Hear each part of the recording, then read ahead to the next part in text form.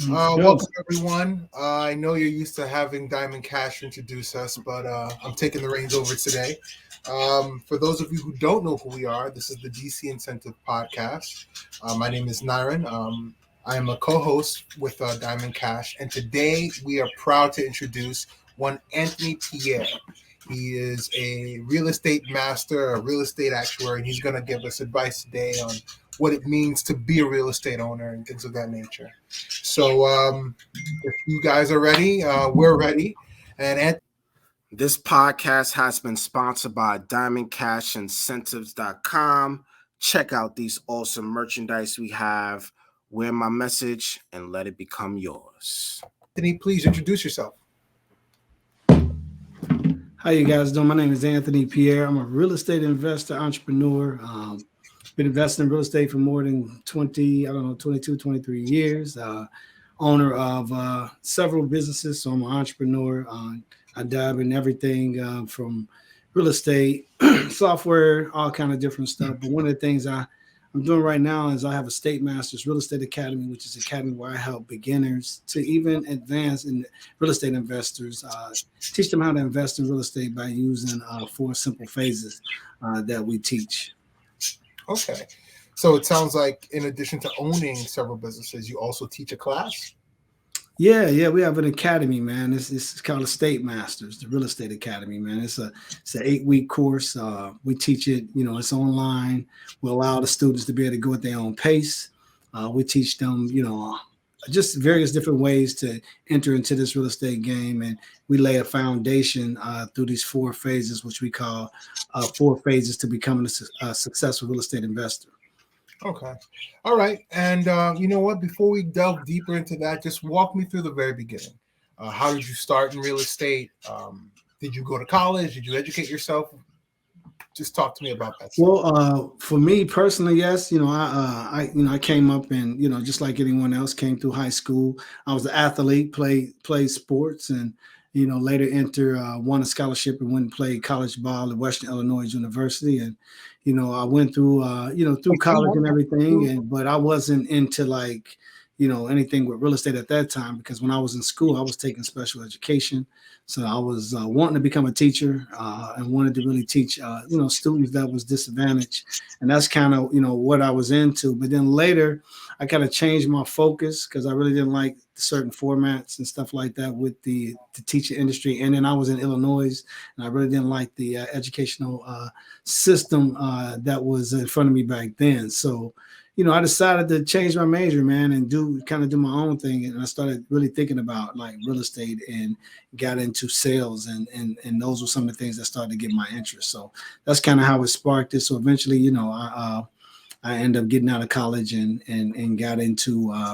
eventually got into the real estate industry. But first it started off with banking and finance. That's kind of how I broke my way through. And that's kind of how we teach too. We teach from that perspective too, because with me, coming in the industry from the banking and finance standpoint, I kind of teach the real estate from that standpoint, because I believe that if you really, really want to be successful, you have to understand the money.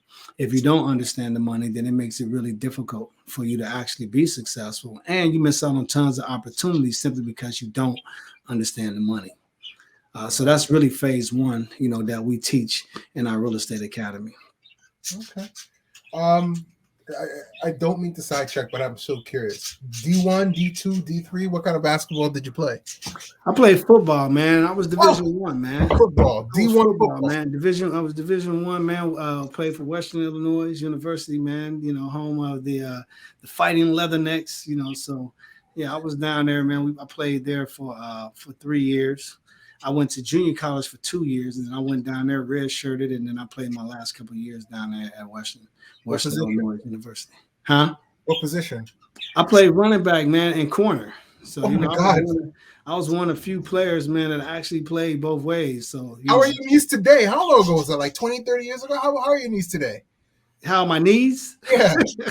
You know what? I'm hold up, man. I still be busting my sons, man. You know, they 23, and you know what I'm saying, in 20, you know, what is it, 21. So, you know, I still could play a little bit. You know, I was able to walk away from the game, you know, with my health intact for the most part. You know, I had a couple of knee surgeries and stuff early on, but yeah, I actually walked away from the game, and I had opportunities that I could have played potentially at the next level. But I really started looking at it from a different perspective, man. I started looking at, like, you know, for me, I started kind of looking at when I was coming out at that time. You know, I had opportunities with teams. I worked out for like 13 NFL teams, but I was more falling into that free agent space. So Okay. for me, I started looking at what free agents was making at that time, and they weren't making a whole lot of money. So I was thinking, like, well, you know, why go in and, you know, just to, you know, get a dream to make 115,000 minimum you coming in, when I can probably do that, if not half of that, not even injure myself, you know, in sales and business. So that's kind of what my mind started going at. Like, so I just walked away from the game, man, you know, and So decided to get into business. so talk to me about your experience in college. You went in as a special education major, right? Yeah. Mm-hmm. When did you make that flip? When did you realize that you wanted to pursue real estate? Well, you know, I made that flip, man, simply because, man, I started to do my practicums, man. And don't get me wrong, man, I enjoy teaching. I enjoy teaching the kids and everything. But it was a couple of things that I did not like. One of the things I did not like from day one is the lunchroom smell and that wet mop smell. You know what I'm saying? That's in the school when you go in there. Oh my gosh, so, yeah. so you know, instantly, man, when I went back into the high school and I started smelling that wet mop and smelling that, you know, that lunchroom smell, I was Yeah, just like, it's a oh man, I distinct remember. odor. It's a distinct odor. I don't care where you at. That smell is there, bro. So it was like that was one thing. Like, and then the other thing, man, is that I was now there as a teacher, so I had to actually be in the teacher's lounge, and I didn't like being in the teacher's lounge, man, because I know the very first day I was in there, you know, teachers was in there, they just talking about the kids, man, and I was thinking, like, man, I used to be this kid, man. You know what I'm saying? Like, they just sitting there talking about the kid. I'm like, this your life? This what you about to do with your life, man? You gonna be sitting here every day, you know what I'm saying, talking about the kid who's bad, you know, their parents probably don't love them type stuff. Like, man, I just like, man, That's not fair. this ain't for me, man. And to be honest with you, on a serious note, man, for me, that hit me at a, you know what I'm saying, that really hit me because when I was young, you know, really, even with me, you know, with the book and a lot of stuff that inspired what I did when I was younger, man, you know, I wasn't really into school like that, man. I really didn't care, you know, that much about school. I wasn't really a student or nothing like that. It wasn't until, you know, I ended up getting caught skipping. And when I got caught skipping one time, the teacher came in, she just laid into me like, oh, you know, this, that, you know, you're gonna fail, you know, but you know, she just went into me, right? So I'm like, man. So then now she goes in there to my you know, my best friend, and she's all nice to him, like, oh, you know, you got a future. This is that. Why you hanging with him? That he don't have no future, and I can hear it. And I'm like, You were the bad oh, influence. yeah. She said I ain't have no future. I'm like, what's she talking about? Like, so from that on, man, it just changed my perspective, man, on everything, man. So instantly, for me, out of spite, man, I just said, you know what, let me go pick these books up. Let me go read a little bit. You know what I mean? And I just No, started no, getting you pulled the Biggie Smalls. Remember that line? I want to shout out to all the teachers that never told me I'd never amount to nothing. That's what you did. exactly, man. I had one like that, man. You know what I'm saying? I had one like that, bro. And you know, the Oh man. crazy thing is everything that I wanted to do, she would always be in the middle of it, like, no. Like I wanted to, you know, like I wanted to run track with my cousins and them. You know what I'm saying? She was in director of the track. She wouldn't let me get the application. Like she was just like in my way, like everything I wanted to do, man. So out of spite, man, I ended up getting straight A's that last semester, man. And then I get all these awards, man, and I didn't even show up, man. I ended up skipping and going going with the 7th and 8th graders, bro. So you know, so I was on that, man. That's kind of how I was, but it taught me something, man, that really, you know, whatever I wanted to do, man, I could put my mind to it and do it. So that was like encouraging for me. So from that point on, I kind of started taking that lead and stepping in that, you know what I'm saying, in that person and really becoming that guy, which is something that I teach, you know what I'm saying, even to my students or whatever, like, You can be whatever you want. You just got to be ready to become that person. Like, and it takes steps, you know what I'm saying, to become that guy, become that woman that you really want to be. Let's go. Let's go. DC, you got questions? Yes. So talk about of like what made you get into like what was your first investment? Like what made you be like, okay, this is something that I want to do? Well, I mean, for me, man, it kind of all started when I was in the when I kind of got into that field in the banking industry, man. I started really seeing, how the money worked, man. And I started seeing other investors coming there, and now I'm doing their loans and I'm looking at their tax returns and I'm seeing, the process. Like, oh, okay, like that. He owns 20 properties. Oh, okay. She owned 50 properties. Like, I'm looking at this like, whoa, like, okay. So now I started making me ask questions like, so some of my early on mentors was just people that I actually was doing business with. And then, and I started excelling at what I was doing. So I was actually making things happen that nobody could make happen simply because I had that energy. Like, I'm gonna go figure it out. Like, so when I started, banging out their loans and doing things and helping them get get their clients, what I'm saying, into their homes and stuff like that, it just took off to another level. And one of my early on mentors was a lady. Her name was Diane.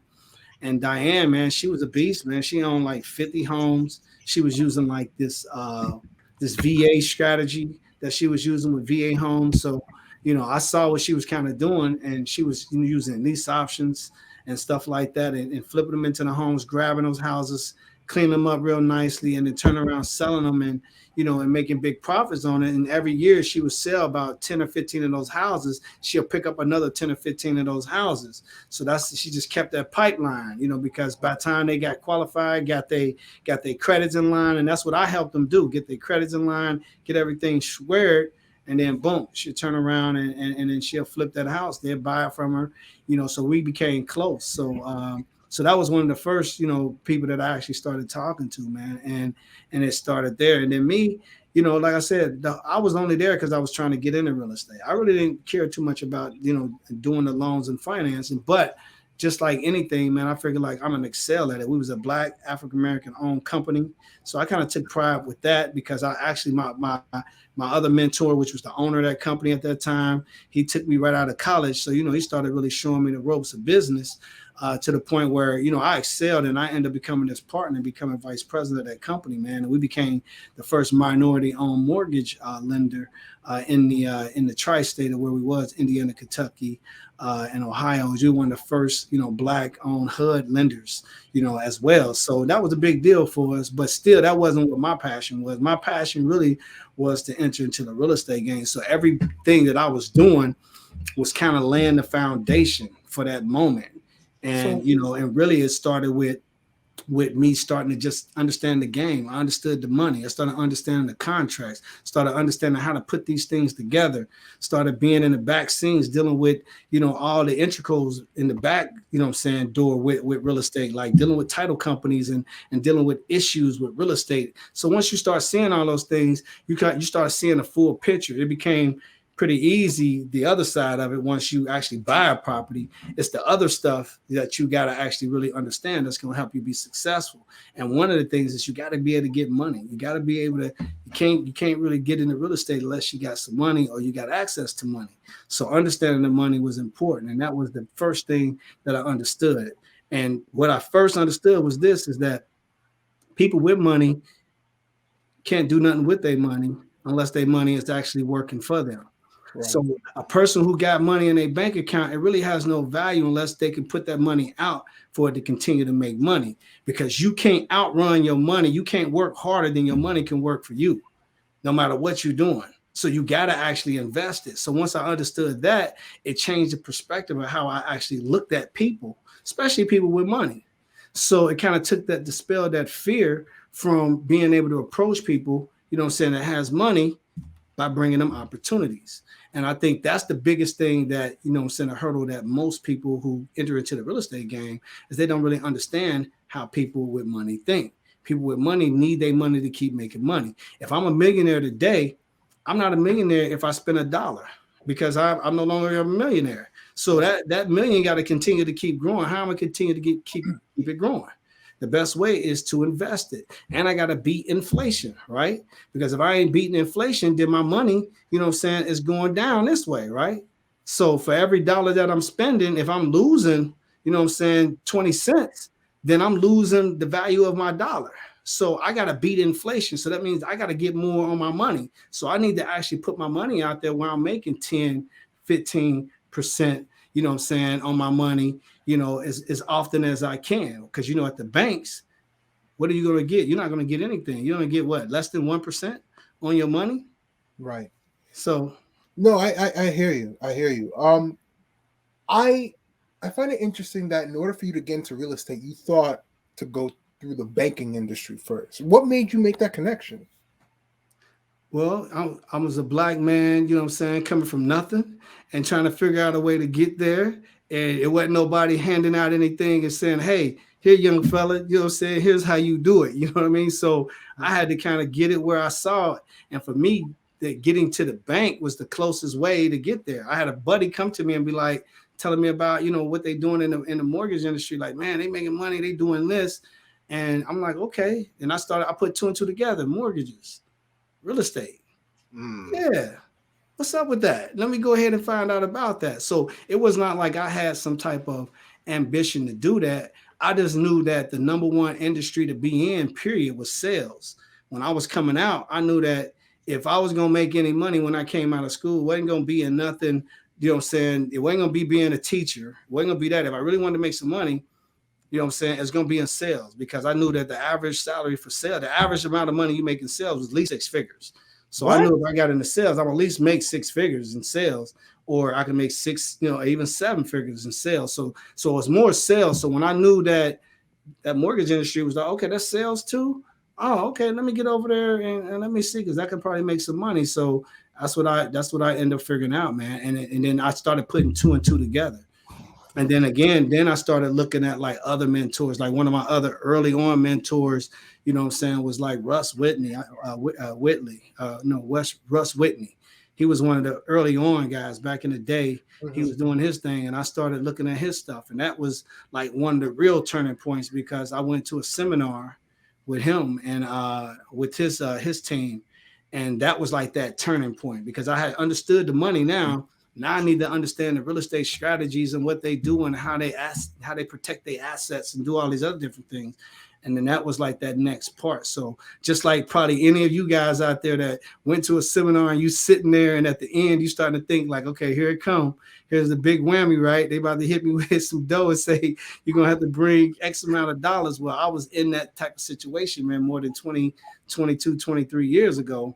I'm sitting in there and he comes out and, you know, and he come with the big whammy about, you know, a 3-day workshop and how much it was going to cost and all this we were going to get. And I'm sitting there with my brother and he says, it's going to, I think it's like $3,000 or something like that. So that's probably like $6,000 in our time today or something like that. Mm-hmm. If you do it with dollars, right? Whatever it was. But anyhow, you know, whatever the case was, it was more than I had at that moment. It's more than a lot of people have, let me tell you. But I learned something, bro, from that. I'm going to tell you, I learned something. So while I was sitting there, my brother was like, there it is, man, let's go. So we was about to get up. I said, hold up, man. Let's listen to what else he had to say. I said, before we leave, you know. So the guy got to talking and he said something, man, that touched me to the core, that changed my perspective and changed my life. He says, look, he says, I understand some of you guys can't afford it. You know, and right now you're probably thinking like, hey, this is too much money. And, you know, and I see some of you guys getting up and you're walking out. And he says, and I understand that. And he says, and that's fine. I get that. He says, but some of you guys can't afford not to do it. And that was a bar. Yeah. So that was deep. That hit me in the core, because I'm telling myself this is what I want to do, right? I'm saying I'm trying to get into the industry, right? So at what point in time am I going to invest in myself? What at point in time is I'm going to dig deep into and really try to make it happen? So I looked at my bro and I was like, man, got to thinking. He seen my head go down. He like, man, what you thinking, man? No, you ain't, bro. I says, man, I got this commission check, bro. I said, rent, everything gonna be due, but I said, but forget it, man. I like, let's go. He's like, what, man? I said, come on, man. Like, we just gonna do it, man. And I took that last little check, that commission check, man, and I paid for it, man. And it changed my life. Because when I actually went to that event, and after that event, that 3 days, don't trust me. They try to go and get some more money, but I just needed that 3 days. You know what I'm saying? That was enough for me. I was cool after that because I had enough knowledge about other things. I just needed to get the intangibles, right? So once I got that, man, I was off and running, man. After that 3 days, man, I opened my company up and, we was off and running, man. Within 6 months, man, I bought 17 houses and put more than $450,000 in my pocket and built a $2.2 million real estate empire instantly. I was 20 something years old, man, and didn't know nothing really, but I got enough of the jewels that it all made sense. And I was able to make those power moves that put me in position. So that changed my life because had I not spent that $3,000, I'm more than for that $3,000. How much? I'm more than 10x that. You see what I'm saying? In 6 months. So it was a seminar about real estate. You sat there. He gave you his pitch. You had to pay your rent. You had to take care of your other financial responsibilities. And you took that risk. You took the money that you needed to live and you spent it on what? On the fundamentals on how to build a real estate business? Exactly. Because I looked at it the way he looked at it. I couldn't afford not to do it. It didn't matter at that point in time about no rent because after that, I'm still be struggling to try to get the rent for the next month. So screw that. I'm going to struggle the next month after that. Then it would have been another month I would have been struggling after that. And I would keep struggling. Like some of you out there right now listening to this, every month you struggling from one thing to the next thing. You see what I'm saying? So at some point in time, you got to be sick and tired of being sick and tired. So at that moment, I was sick and tired of being sick and tired because guess what? Let's keep it real. I done spent money on more stupid stuff than that when I had it, right? So at that moment, I'm in that predicament because of really the decisions that I'm making because I would never make that one right decision. So finally, I made that one right decision that looked like it might have been the bad decision to everyone else. And that's the reason why most people are not successful because they have what I like to call dream snatchers that's going to tell you like you crazy. You can't do this. You're not going to be able to do that. You got to take care of your family. Yeah, I'm about to take care of my family. If I get this jewel, this is what I need. I'm going to take care of my family. I'm going to figure that out. You see what I'm saying? So yeah, I'm a huge skeptic about all of that because if I'm sitting there at a seminar and this guru is telling me I got to spend $3,000 to, well, probably $6,000 in today's money to, learn the secrets of building a finance. It sounds like an infomercial. It sounds like Amway. I would have never given my money. I'm trying to understand your mind frame to make you say this is the thing, that this seminar is a seminar that's going to change my life, not college. Here's the thing. You know what? Here's the thing. Less than 3% of people actually would do what I just did. The other 97% will do what you just said do. See, the other 97% work for the other 3%. You see what I'm saying? So what I did is something that most people wouldn't do. So for you to wrap your mind around it, it's almost difficult for you to do that because if you represent the other 97%, then I'm gonna be giving you a salary because you're gonna be working for me. You see what I'm saying? And then I'm gonna make you feel comfortable because you say, hey, I need $150,000. If you do, that's what you do good, you make the $150,000. I 10x that, I make $1.5 million. You see what I'm saying? So it's the 3% that the other 97% work for. So at that moment, I had a mind shift that made me think differently and says, you know what? Because he hit me at the core. He says some people, he didn't say it wasn't that everyone, he says some people, some of you out here can't afford not to do it. And at that point in time, I was at that low, like I felt it. Like, you're right. I can't afford not. This is that moment. And you feel it in your bones when it's at that moment. It may not be at that moment for you or other different people, but at some point in time, you're going to hit a crossroad in your life when you're trying to go for something. You know what I'm saying? And you're going to have to go. You're going to have to make that tough decision. You feel me? And guess what? It worked out. You know what I'm saying? I was able to figure out the rent down the line. And just like you would do if you lost your job, you know what I'm saying, a day later, you're going to figure out how to get that money later. But at the end of the day, at that time, I had to make that move. So understand this, my friends, and anybody out there, listen, you can be like that other 97%, or you can think like the other 3%. And see, for those years when I was in the banking and understanding the industry, I started to look at it from the 3%. I started looking at what they were doing with their money. So I knew instantly that I couldn't do it like my mom and dad. I couldn't listen to my uncles and them. I couldn't listen to none of them because they didn't know. They had no clue.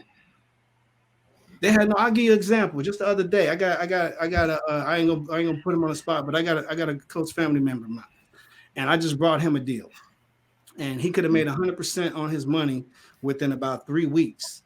And I brought him a deal, and he couldn't wrap his head around it. Now he got the money, he could do it, but he couldn't wrap his head around it.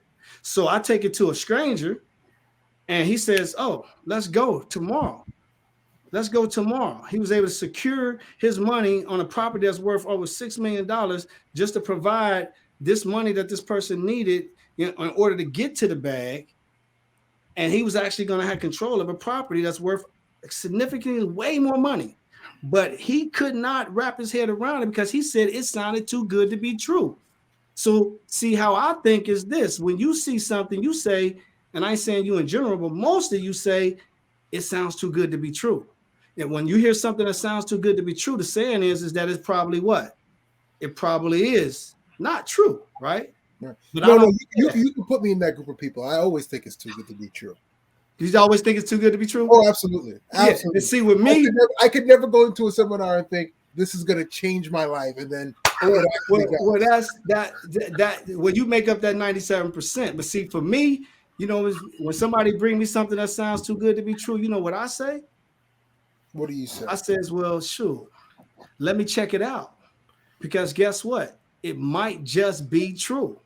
See, I ain't never got to pull the trigger, but I can definitely check it out and investigate. But see, what most people do is that you don't even investigate. See, what you looked at is the $3,000. I looked at what I was going to get for that $3,000. See, you didn't ask me that. You just said he asked for $3,000. See, I said, what am I going to get for this $3,000? Mm-hmm. And then when he gave me what I was going to get for the $3,000, I held him to that. And I got every bit of what I wanted to get for that $3,000. So now that $3,000, I turned around in 6 months and turned it in and put over $400 and something thousand in my bank account and built over a $2.2 million business. Mm-hmm. So again, you focus on the money. I focus on the outcome. Two different types of mentality. So that's the biggest thing that affects us as period. We always focus on the money, but we'll go out and spend money on a, you know what I'm saying, a barbershop, or we'll go out here and spend some money on a, you know what I'm saying, nail salon. We'll go do that. We're comfortable with that. We'll go put our money in a club. If you got $100,000 right now, they tell you we got a banging club, which is one of the worst investments and one of the most riskiest business. But if you had $100,000 right now, most guys be like, yeah, man, we got this banging club idea. And then they'd be gone within less than 5 years and bankrupt. Mm-hmm. But somebody tell you, hey, you know, give me that $100,000 invested over here in this real estate transaction and make an average of 20% on your money, you know what I'm saying, every year. And now you never even have to even, you know what I'm saying, touch the principal of that $100,000. And now your money is growing. Some people be like, oh, nah, man. Nah, because I got to feel, I got to see and touch it, man. I can't do that. You know what I'm saying? That just sounds too good to be true. Mm-hmm. You know, so it's really a mindset, man, and that's the biggest, you know what I'm saying, problem with most people. It ain't even about black, it's red, yellow, brown. It doesn't matter because most people are, you know what I'm saying, living paycheck to paycheck, and they ain't got nothing to do with what color you are. So all right, so we do have some questions, and for people that's watching on a live, Facebook, YouTube, Twitter, please ask your question in the comments section, and we'll definitely ask the question for you. But so first, I wanna jump back real quick. Let's help people out. So let's say they want to get into the real estate, but they don't know how to do it. They don't know how to get the connections. How can they get started in real estate investment? First and foremost, man, you can do one or two things. And you can keep going on YouTube and looking at a bunch of stuff and trying to figure out, this and that, and learning all these things that may make sense and part of it don't make sense. And then what you're going to do is you're going to suffer from what I call black spots. And black spots is that you're getting a whole bunch of information and you got parts of the connections, but you can't connect everything together. So it prevents you from acting because you got too many black spots in there. And it's just making it difficult for you to pull the trigger. So you can do that. You can continue to go to things, continue to look at little things and keep trying to figure it out that way. That's the longest route.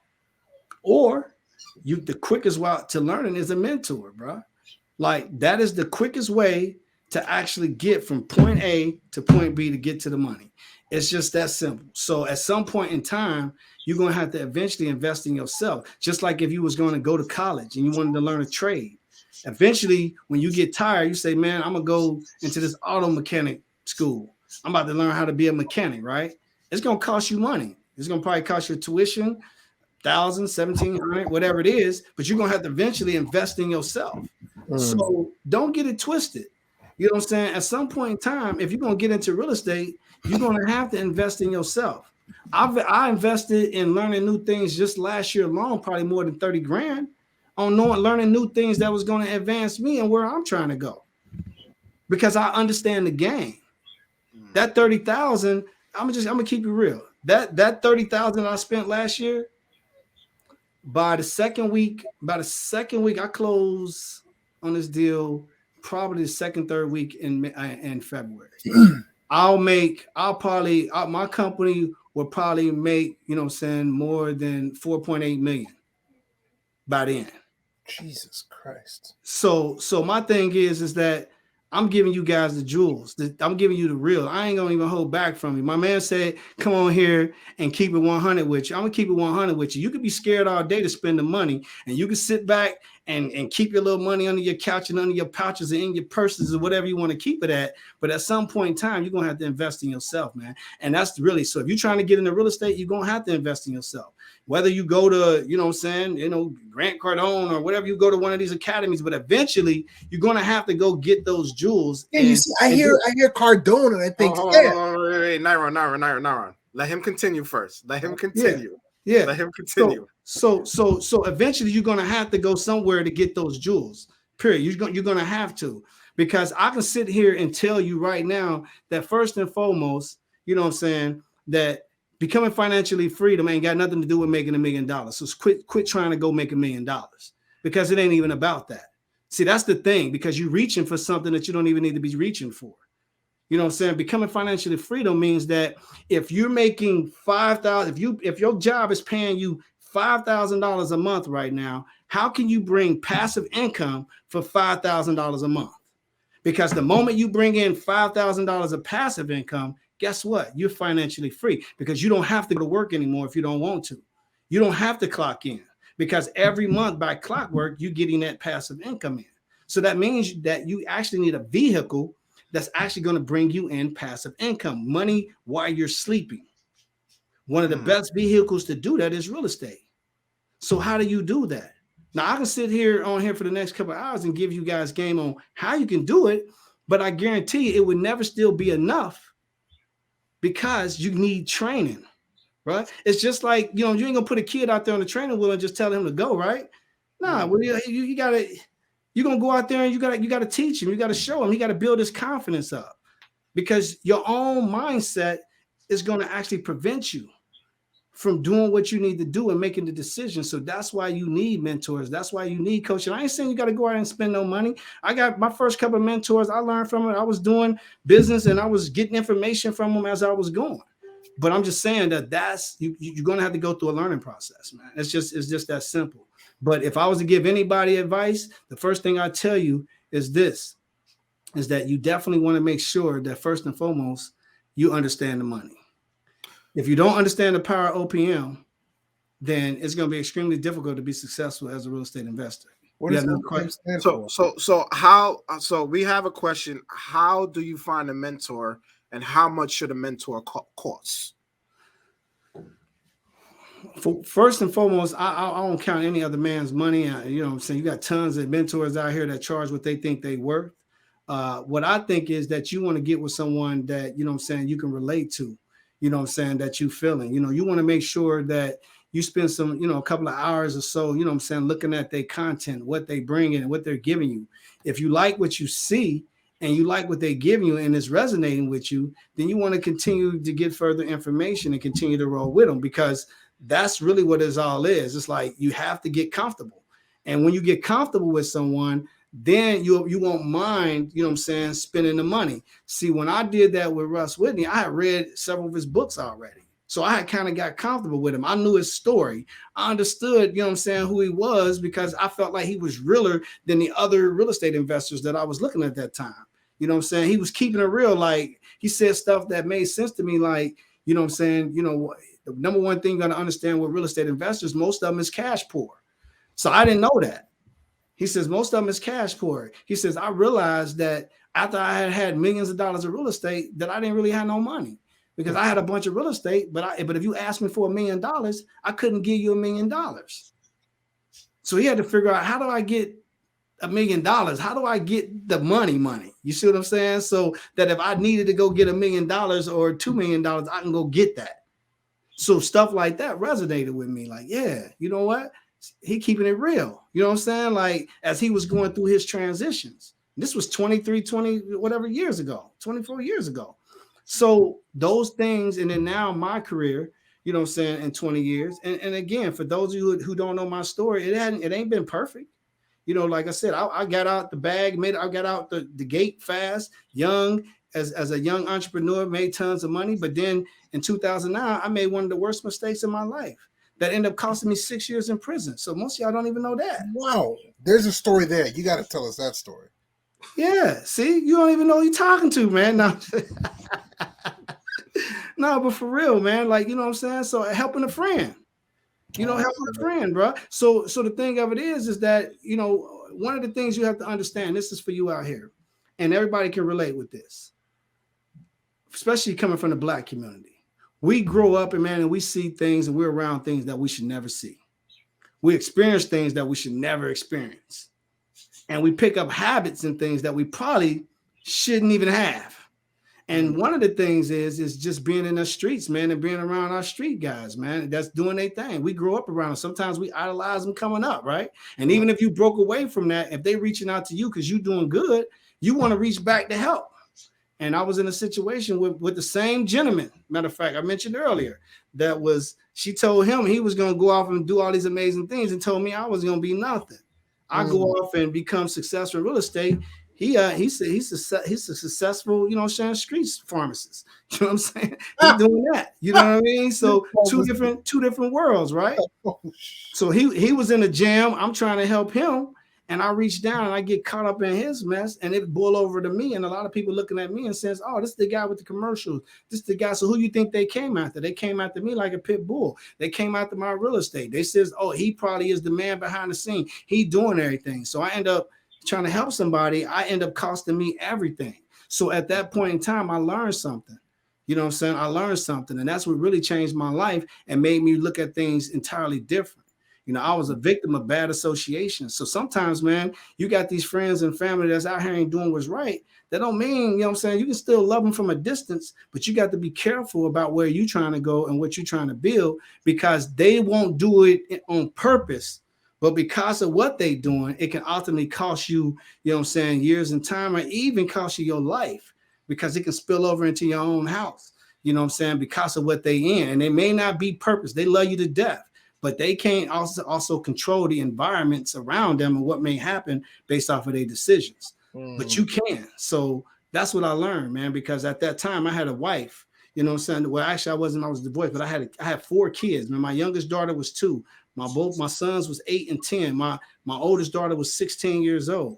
I've been an entrepreneur since I came out of college. I always went to all their recitals. I always went to all their games. I always was at everything. I was the only male most of the time. You know what I'm saying? So my kids was growing up with me, helping and taking care of it. And all of a sudden one day, Daddy's gone. Yeah. You feel me? So that crushed my spirit, you know what I'm saying, as a core. Because at that moment, I gave up my freedom. I had no control over the situation. And at that point, I had always been able to utilize money, influence, and things to do things. But at this point in time, bruh, I couldn't do anything. And it just taught me a valuable lesson, man. So I grew from that, man. And I took that as an opportunity. And that's really what this book, Balanced Success, is about. Because at that time, I really wanted to, you know what I'm saying, give up on everything. Matter of fact, I did. I had so much stuff going on with real estate that people was cussing me out. Family was cussing me out. Like, man, we don't know what the heck going on. You got all too much stuff going on. We can't do this. We can't do. They just get mad at me because of all this stuff going on. And I'm trying to get them to help me. So I just got mad. Like, you know, forget and excuse my friend, but I was like, F it. You know, forget it. I don't even care. Don't worry about it. You know, hang up the phone and just was on that. So I ended up losing, you know, everything because of that. So talk to me. You were in the jail cell. You get caught up. You're in jail. What happened to your real estate holdings? That's what I just told you. I lost everything. Gone? Like you didn't have anything in your wife's name? No assets? I wasn't married then. I was divorced. Okay. All right. So you're sitting in the jail cell, rock bottom, day one. What's going through your mind? Hey, I'm a failure, bro. I'm looking at my life like, dude, you done screwed up. Like, you know, like you looking at yourself, man, and it's like a revolving door and you're sitting there, man. It's almost like a Spike Lee movie. Remember when it just be moving? You know what I'm saying? You walking, and that's kind of what it is, man. And you sitting there reflecting on your life and you looking at your decisions, man. And that was the lesson to me, man. I started looking at my decisions, man. I started looking at the core, who I was. I started looking at why would I even make a decision like that?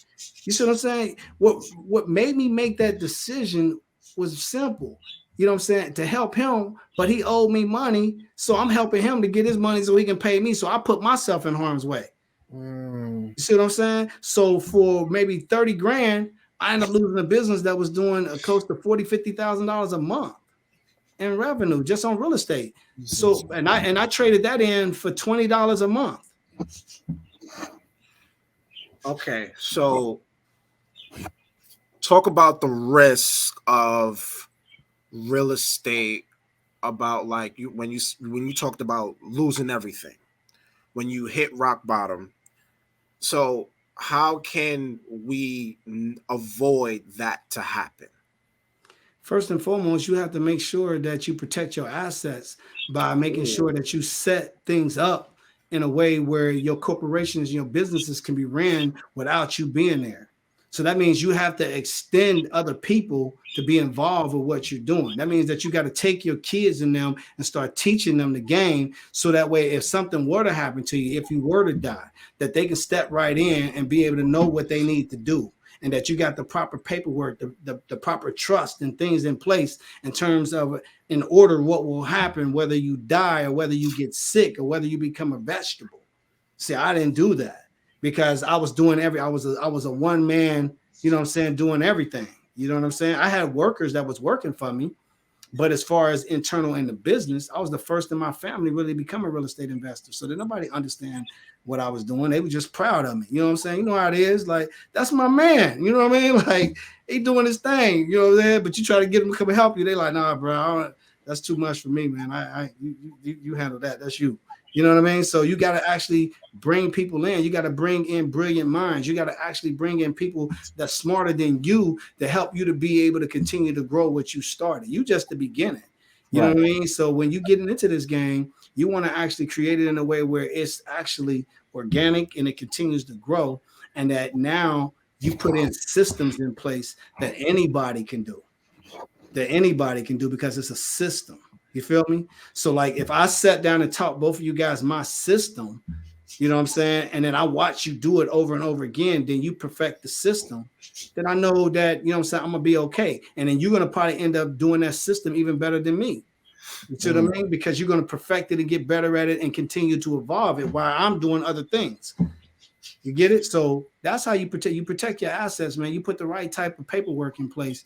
You know what I'm saying? You put wills and you put trust and things like that in line in order to help yourself. So that way, you know what I'm saying, you got, you know what I'm saying, trust where you got beneficiaries, you know what I'm saying? You got trustees to be able to distribute things the right way. And then you got things in line in there so that even if the trustee end up passing away at a company, that it automatically elect a new trustee no matter what perpetually. So that way, no matter what over time, whether, whatever happens, it's just going to continue to grow. You set up insurances and things like that. Like whole life, which is, banks, where you set up your own family banks and things like that. Other deeper level stuff, man, that, that, I can't even get into all of it right now, but losing everything allowed me to now, take that to that whole nother level because I get it. I understand the full game now.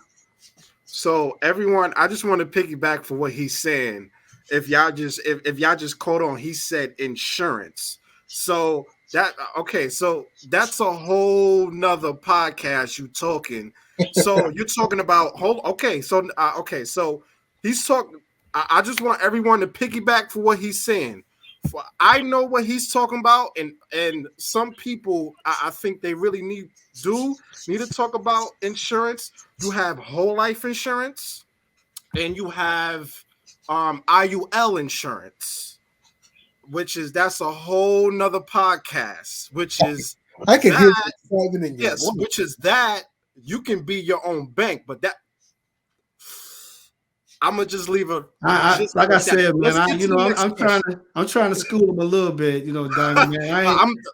I'm saying that you can be your own bank through your own insurance, but that we're gonna just leave it like that for now. That's a whole nother podcast. But we do have questions. All right, go ahead and hit me. What cap rate do you recommend? It cap rates just depends on where you at and what's going on in your particular neighborhood and area. So basically, in order for you to actually really understand what your cap rate is, it's going to depend on, what the going rate in your actual area. So if you're in New York somewhere, the cap rate in that particular neighborhood may be different because the cap rate is dependent on really the condition of the neighborhood. So if your neighborhood is in poor condition, the cap rate is going to be extremely high. If the neighborhood is in great condition, then the cap rates are going to be extremely low. So, for example, if you're in a project or a hood and it's got a boarded up building and you're trying to buy a multi-unit in that neighborhood, the cap rate probably going to be 12, 13, 14%. But if you fix that building up, you get that building at a 14, 15% cap rate, you actually change the dynamic of that block. Now you turn around and now you're able to secure that building, rent that building out, and now you be able to drop that cap rate down to like maybe in New York, somewhere like that. I think you guys are somewhere 3-4% sometime, which I cap rate. But just to make it make sense to you guys, I'm just going to give you an example. So for example, let's say, for example, you did buy a 10 unit. Let's say you bought a 10 unit building, and that 10 unit building, when you bought it, it was vacant, right? And let's just say you end up purchasing that 10 unit building for $300,000. So you bought it for $300,000. It's vacant. It don't have any tenants in it, right? So you got it for $300,000. Great deal. So then now you get that, and now you get that building and each unit in there. You turn around and you start renting each one of them units out. Let's say they all are. What a 1 bedroom going for in New York right now? Too much. Throw me a number. A 1 bedroom. I know people that are paying in Manhattan $3,000 a month for a 1 bedroom. So let's just use 2,500. So now you go grab this for 300,000. You put your friends together. Y'all put your dough together. Yeah, you get somebody with good credit. You know what I'm saying? You come up with the idea. You go get your homie on the block. They got a few dollars. Y'all go to in and y'all go grab this for 300,000. Now you fix it up. You put another 300,000 into it by getting it together. So now you in it $600,000. Now you rent each one of them units out for 2,500. So times that by 10, you know what I'm saying? That's 25,000 a month. We're going to take that, times that by point. We're going to say 0.7. We're going to take out your operating expenses. That's going to leave you with 17,500. We're going to times that by 12. That's $210,000 of net revenue that you're bringing in every month. And then we're going to divide that. Which cap rate you want to use? You can use any one. Right now, I know in New York, right now, the cap rates are probably between 3-4%, maybe. I'm going to be honest. I don't mean to interrupt you. I don't know what a cap rate is. Okay, the cap rate is what they use on residential commercial properties in order to determine the actual value of the house. All right, so I'm gonna use a 4% cap rate, and it's based off of the net income that you bring in. So the net income that you bring in for the year annual. I just calculated 2,500. I just took out 30% of that 2,500 times 10 and left me with 17,500. I just times that by 12. They gave me $210,000. Now I'm gonna tell you what this house is worth once you're done. So once you're done, let's say we used a 6% cap rate. Let's say we go 6%. Divide that by 0.06. Divide that by 6% cap rate. That building is worth $3.5 million.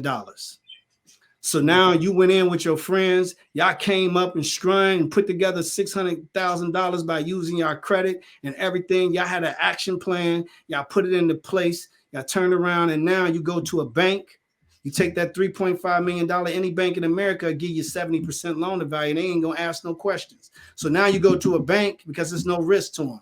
So 3.5 million times 0.7%, the bank gonna give you they're gonna give you $2.4 million. $2,450,000 is what they're gonna give you at closing, cash out.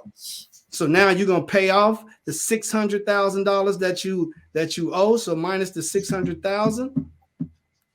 It's going to leave you with $1.8 million. So now you got $1.8 million cash. And then here's what you're going to do next. Now you're going to roll that $1.8 million. You're going to actually do an exchange, a 1031 exchange. You're going to move that money over where you don't get taxed on that money. So then now you're going to go and use that money for higher and better use, or similar or like kind use. So now that 1.8 go over, and now you buy something even better that's going to actually make you probably on your next move $5 or $10 million, because now you know how to move the money, and you know how to move the money without being taxed.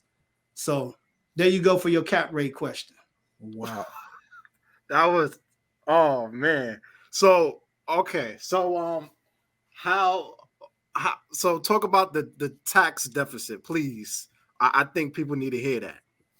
Well, that's the most powerful thing that you have. It's so funny when I look at people, me, I'll be honest with you, spiritually wise, I'm one of Jehovah's Witnesses, so I don't get into like all the politics stuff, but I sit back and I look at people, and you guys are red and blue, and y'all arguing about who pay taxes and who gonna pay more taxes. Democrat. Just say Democrat, Republican. It's all good. Yeah, let me just give y'all some information. First and foremost, United States of America is a corporation.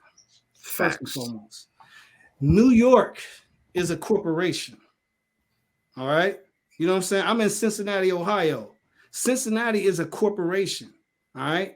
This system is set up for businesses. So if you don't own a business, then you're fooling yourself, because at the end of the day, you'll never understand how the taxes work, because the taxes is set up to benefit businesses, and it does not have a race or a color, or it doesn't care about race. All it cares about is that you understand the power of owning your own business.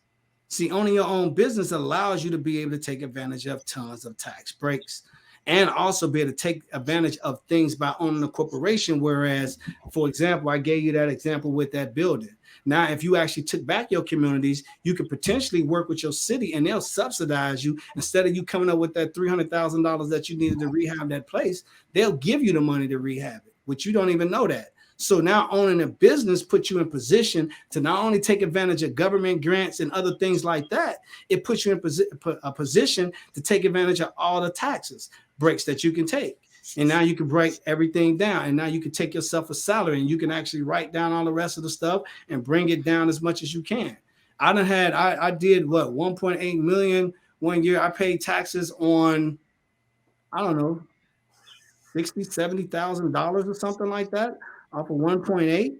So that's just an example of 1 year when I think we wrote it down or whatever. So I mean, again, taxes is a beautiful thing. You got to pay them, but for businesses, it's a wonderful thing. You know what I'm saying? Because it's like, you know what I'm saying? You really get because the reason why they do that, let me just give you the psychology behind it. The reason why they do that is because business owners create jobs. See, if business owners doesn't create jobs, then how are you even working? We're the ones that's putting people and paying, salaries and all this type of stuff for people. So therefore, there are tax breaks for us, because if they taxed us extremely hard, we could not provide what we're providing for you. So although you walking away with a check every day, we do need those tax advantages in order to be able to provide, the benefits, the insurances, and the things that you get at the same time. Now, do we got to make salaries of $1 million and $10 million? And no, we don't. That's just the businesses. But at the end of the day, that's reaping the benefit of actually, putting together a high marginalized business that's producing.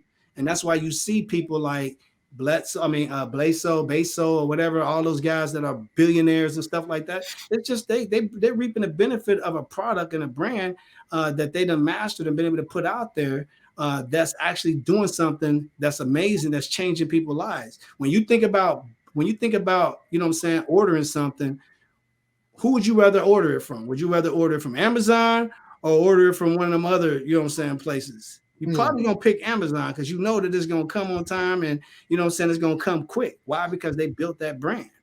So businesses is the key, man. So yeah, I'm not here to give you tax advice and stuff like that. You want to definitely get with your tax advisors and to get tax advice. But again, if you're going in here talking about your personal taxes, it's a different conversation if you go in there talking about business tax. Okay, so let's jump back into the real estate investments. So we got to the beginning point of real estate investment. Let's talk about people that works a 9 to 5. Oh, hold up.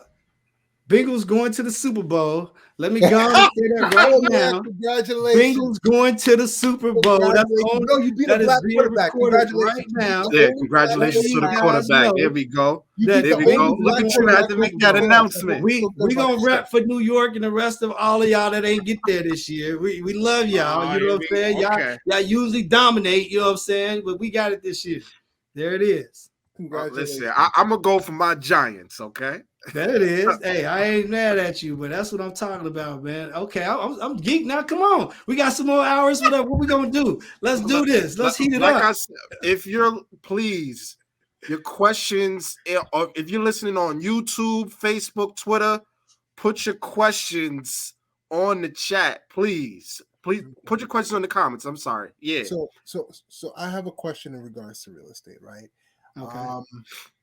Back in 2019, actually through Rich, there was a seminar of this guy that was that put the idea of maybe investing into real estate one day, and I had a nice little nest egg, and I still do have a nice little nest egg, and I've been trying to diversify it by investing in stocks and stuff. But the real goal is to take the money that I've saved and to invest in real estate. The only type of loan I've researched, and that's my fault, I should do more research on the types of loan I qualify for, are FHA loans, first home buyer loans. You know what I mean? My credit score is good, and I have a pretty decent job now, and I might be able to qualify for that.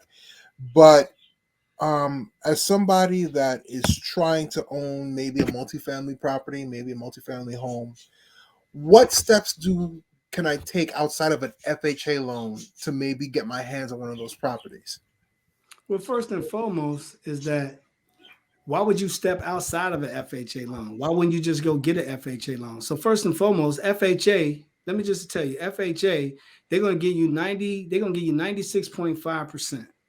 Okay? Loan to value. So that means, 96.5% of what? Of whatever you purchase it for. So if you purchase in a house for $100,000, they're going to give you $96,500. So that means you're only going to have to come with 3.5%. Here's another thing. FHA also allows you to have a gift.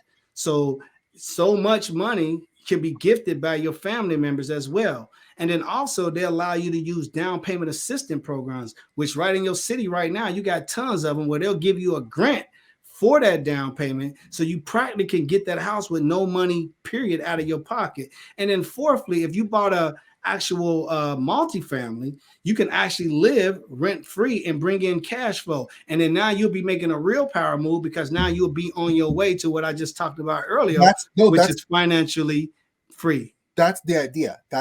So I'm not going to get into the numbers, but to make a long story short, I qualified for a loan for like only $200,000 to $300,000, which isn't a lot in New York.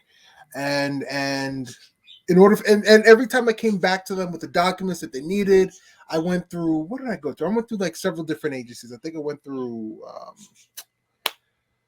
there are several different well-known loan agencies. I just can't remember the names from the top of my head. But every time I went back to them, they kept saying, you qualify for X amount. Oh, you saved that amount? Great. You can only qualify for that amount because you only make a certain amount of money. So it's like every time I went back to them, I had to like show them a new document, or I had to like step up my game. And it was so frustrating because I know I have a great credit score, and I know that, I have like solid cash flow. I mean, I have a solid little savings. And here's the thing, man, and that's why, like, what I'm saying, not to really, what I'm saying, I mean, I'm just like any of y'all, man. I'm not nothing special, but for me, man, that's why me understanding the money was so important, and that's why, when I was in the joint, man, that was one of the things that I saw, man. That was the void. I seen all these cats in here, man, selling drugs and doing stuff like that and getting back out, and then they trying to do that. So, what I'm saying, my bunkie wanted to learn how to invest, what I'm saying, in real estate. And he came up to me and says, man, I heard you got commercials, you're doing all this stuff in real estate. Would you teach me? So I said, I had to think about it. So, after thinking about how I would teach him, because I was a different person. I was no longer the rah-rah, make millions of dollars, this, that. That wasn't my mentality. But I wanted to teach it in an ethical way so that way he can learn it and be able to utilize it and to be able to go out and really build something that would be meaningful for him and his family. So that's why I came up with the 4 phases to become a successful real estate investor. And in that, program is 4 phases. Phases 1. Oh, I'm sorry about that. Continue. Phases 1 is banking and finances. And one of the things that I teach in that with banking and finances is the same thing that you're dealing with right now, with you trying to understand these banking systems and you going in and going through the process. So for what I taught them is to become the perfect mirror. Once you actually become the perfect mirror, you don't need no banks to actually qualify you because you know how to qualify yourself. And you know exactly what. What does that mean, being a perfect mirror? I'll explain it to you in just a second. Okay. So there it is. So becoming the perfect mirror. So when you become the perfect mirror, you don't need the banks. You know what I'm saying? Because now you can qualify yourself because you understand exactly what the banks, you see what I'm saying, need. You understand exactly what the banks want. So if you understand beforehand what they're looking for, then you mirror that. You become their perfect mirror, what I like to call their perfect client, because you already know. So you had to keep going back, figuring out, okay, why are they asking for this? Why are they asking for that? Whereas if you understood the banks from the very beginning, exactly what they're looking for and what they want, you wouldn't have never went in there unless you knew you was the perfect candidate for them. So when you walk in the bank, you telling them what they need to do. Now, to answer your question, the reason why they kept telling you to come back and they kept changing, which is they were basing it based off of your income. You wasn't intentional about what you really wanted. If you was, then they lacked their job, because if you wanted to go in there and buy you a multifamily and you told them that that's what you were looking for, the first thing they would have told you is that you can use 75% of the income of the producing property that you buy. So if you was buying a 4 unit and each unit was bringing in $3,000 for each unit, that's $9,000 added to your income. So that's $9,000 times 0.75. So you get to use 75% of that. So if you're making $5,000 a year, you take that $9,000 and times it by 0.75. Let's look at it so I can just show you what they didn't do. So that's $9,000 of income the building you buying. The 1 unit you're going to live in. The other 3 units is rented out. They making $3,000. We're just gonna say they making $3,000 a unit. So that's $9,000 times 0.75. That puts us at $6,750. You add that to your income. So now if you making $5,000 a month, you take the $6,750 plus the $5,000, you add it to your income. Now your income become $11,750. Then they qualify you from $11,750, and then they take your debt ratios. And now instead of you being able to afford a $200,000 house, you would have turned around and been able to afford maybe a $600,000 house, or maybe in a $750,000 building. So it changes if they know what they're doing. So obviously, I don't know who your loan officer was or what he was doing, But that's the whole reason why I have to take them under my wing like cubs and teach them the game, because a lot of people don't know that. And they're sitting up here getting frustrated with one of the best programs out there to actually enter into the game of real estate and start building wealth, which is that FHA 203 program. So the other thing. I'm sorry, Naron. I'm sorry. I'm so sorry. Real quick, before what is a FHA, and what is the minimum credit score do you need to invest in real estate? Okay, FHA is the Federal Housing Administration program. It's a program designed for first-time home buyers, and it allows first-time home buyers to get into a house with extremely low down payment. And then secondly, as far as credit score, FHA doesn't have a credit score.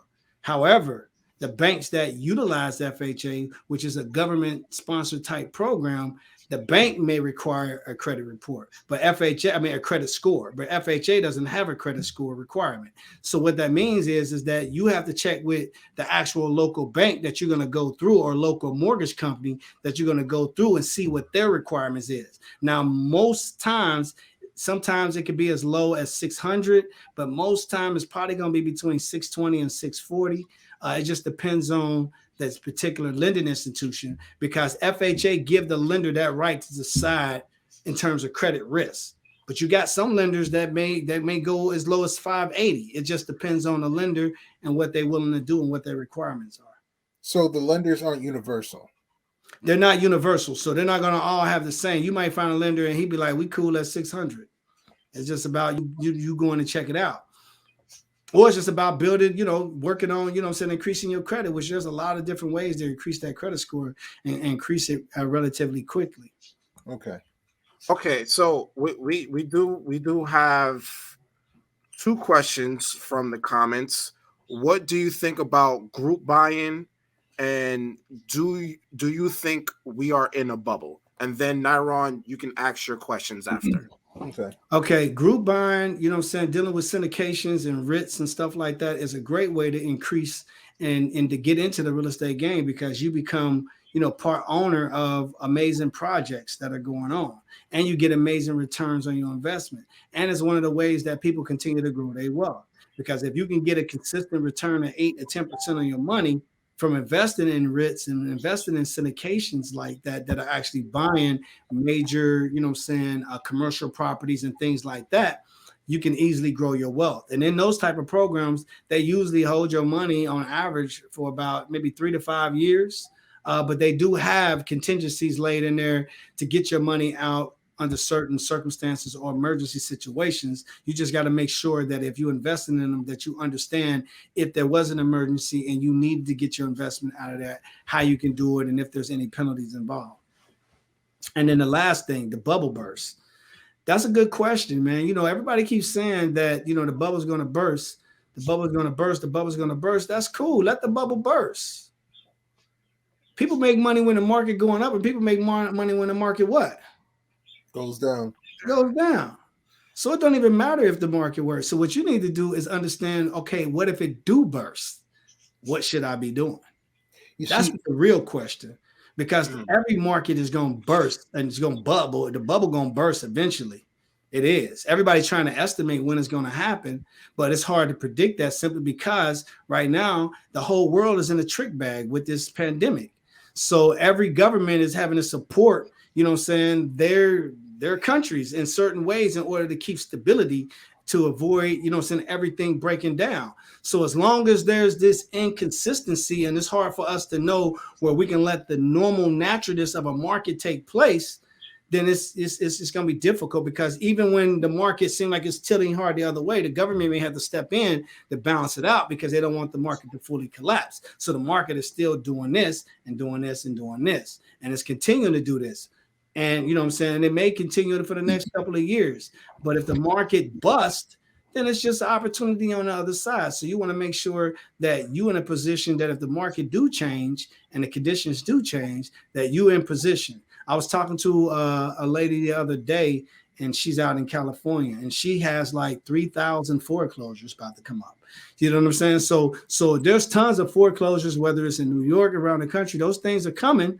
You know what I'm saying? Which is going to change the market because the market is only going up by demand. So what that means is that if it's lack inventory, if there's not enough apartment buildings, if there's not enough houses, then that's high demand. So the market is going to continue to do this. But now let's say a bunch of properties come on the market from foreclosure and stuff like that, and it becomes tons of inventory. But then the market conditions change. That's when the quote unquote bubble bursts, because now it's going to change from a seller's market to a buyer's market. So when it becomes a buyer's market, you probably should be doing what? Buying. Thank you. So I've done some research on the differences between the skyrocketing rates, the value of homes now versus the 2008 economic collapse. And the primary difference that I found was that, of course, the reason why the bubble burst in 2008 is because banks were lending out these loans to people who couldn't afford to pay them back. You know, the predatory lending scam. The difference between what's going on then and what's going on now is, as you were saying before, a rise in demand. And also another reason why the prices of homes are going up now versus when they did back then in 2008 is because of a lack of supplies. Because of COVID, there's a lot of contractors who don't necessarily have the supplies or can afford the supplies to build these new homes. And because new homes aren't available, as a result, the market for homes increases over time. So personally, based on what I've researched, I don't think there's a bubble. I think these are going to be the means at which the homes are going to stay at. I can't imagine there's going to be a collapse unless maybe the stock market crashes or something along those lines. What are your thoughts on that?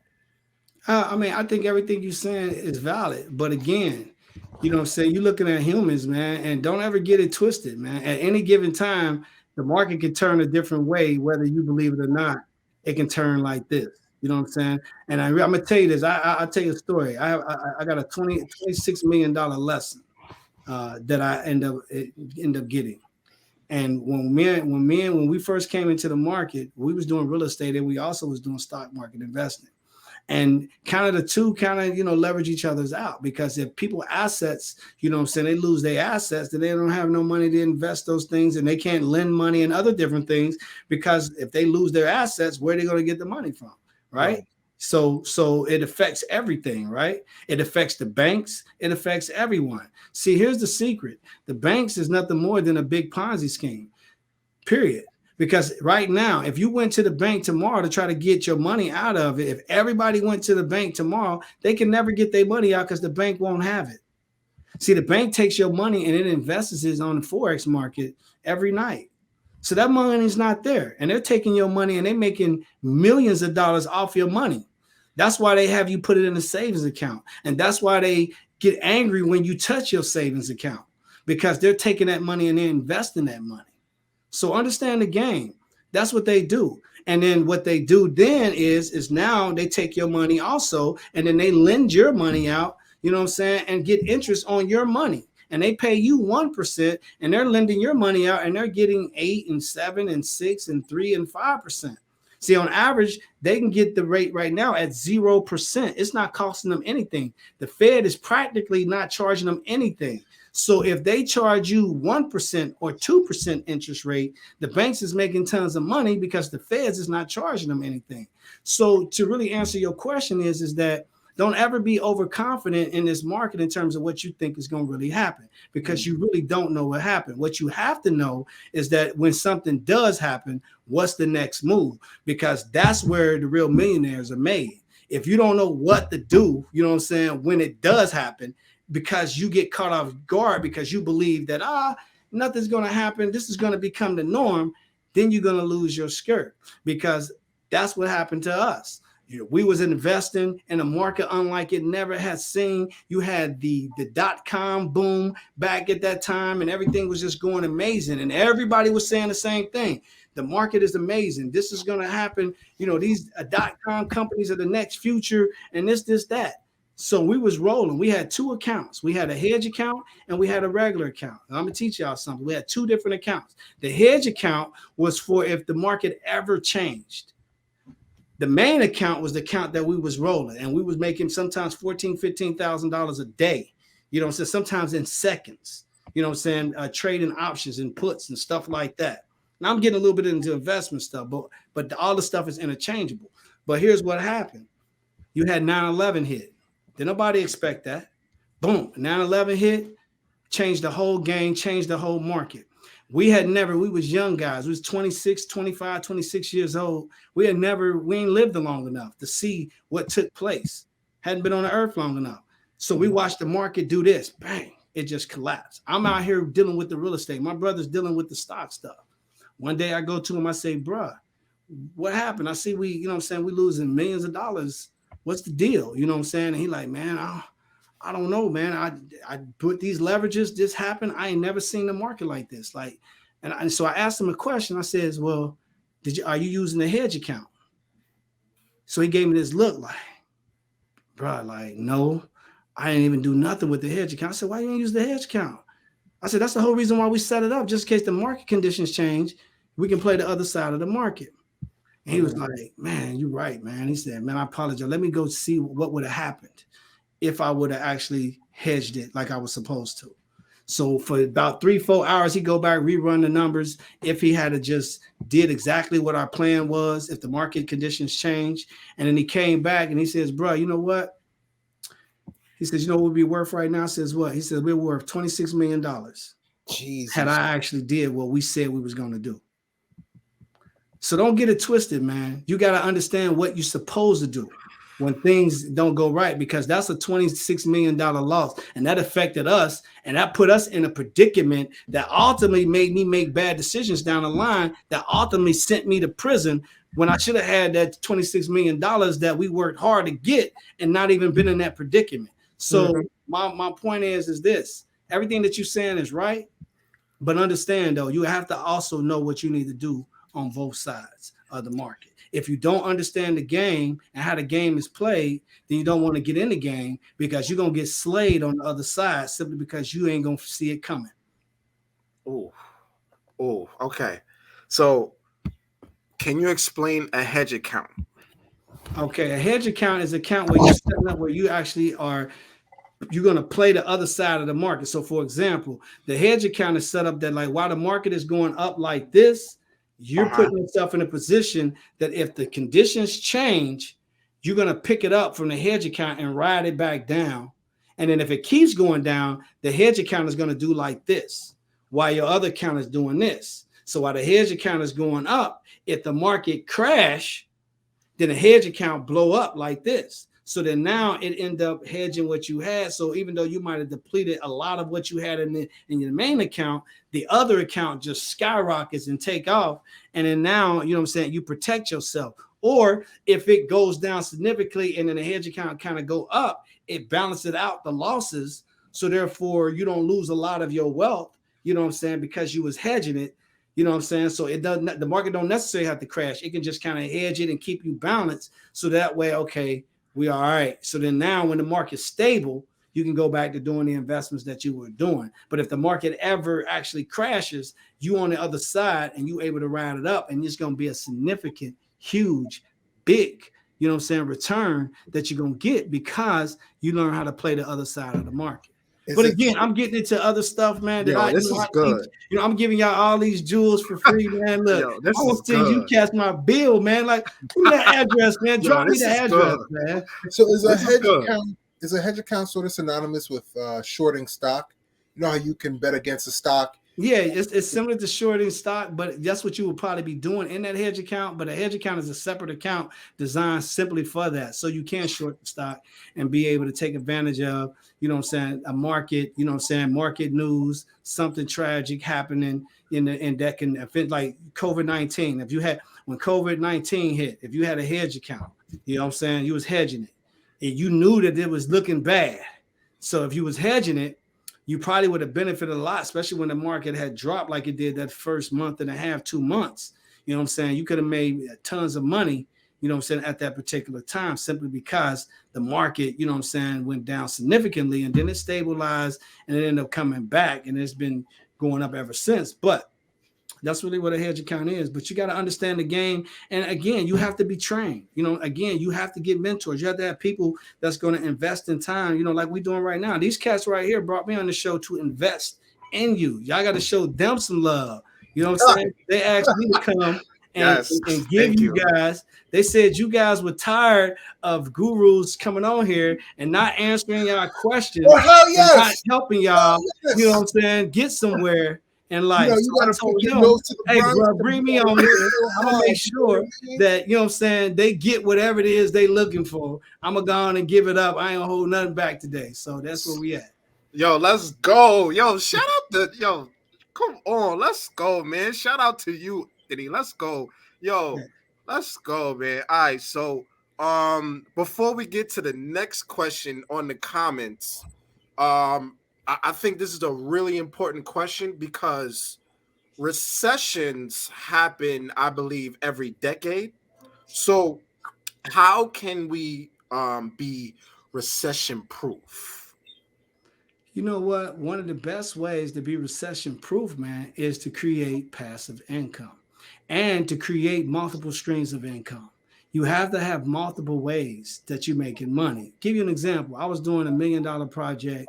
The $1 million project ended up making me lose like over $1 million on one of my companies because of an investor pulled out, didn't do what he's supposed to do, right?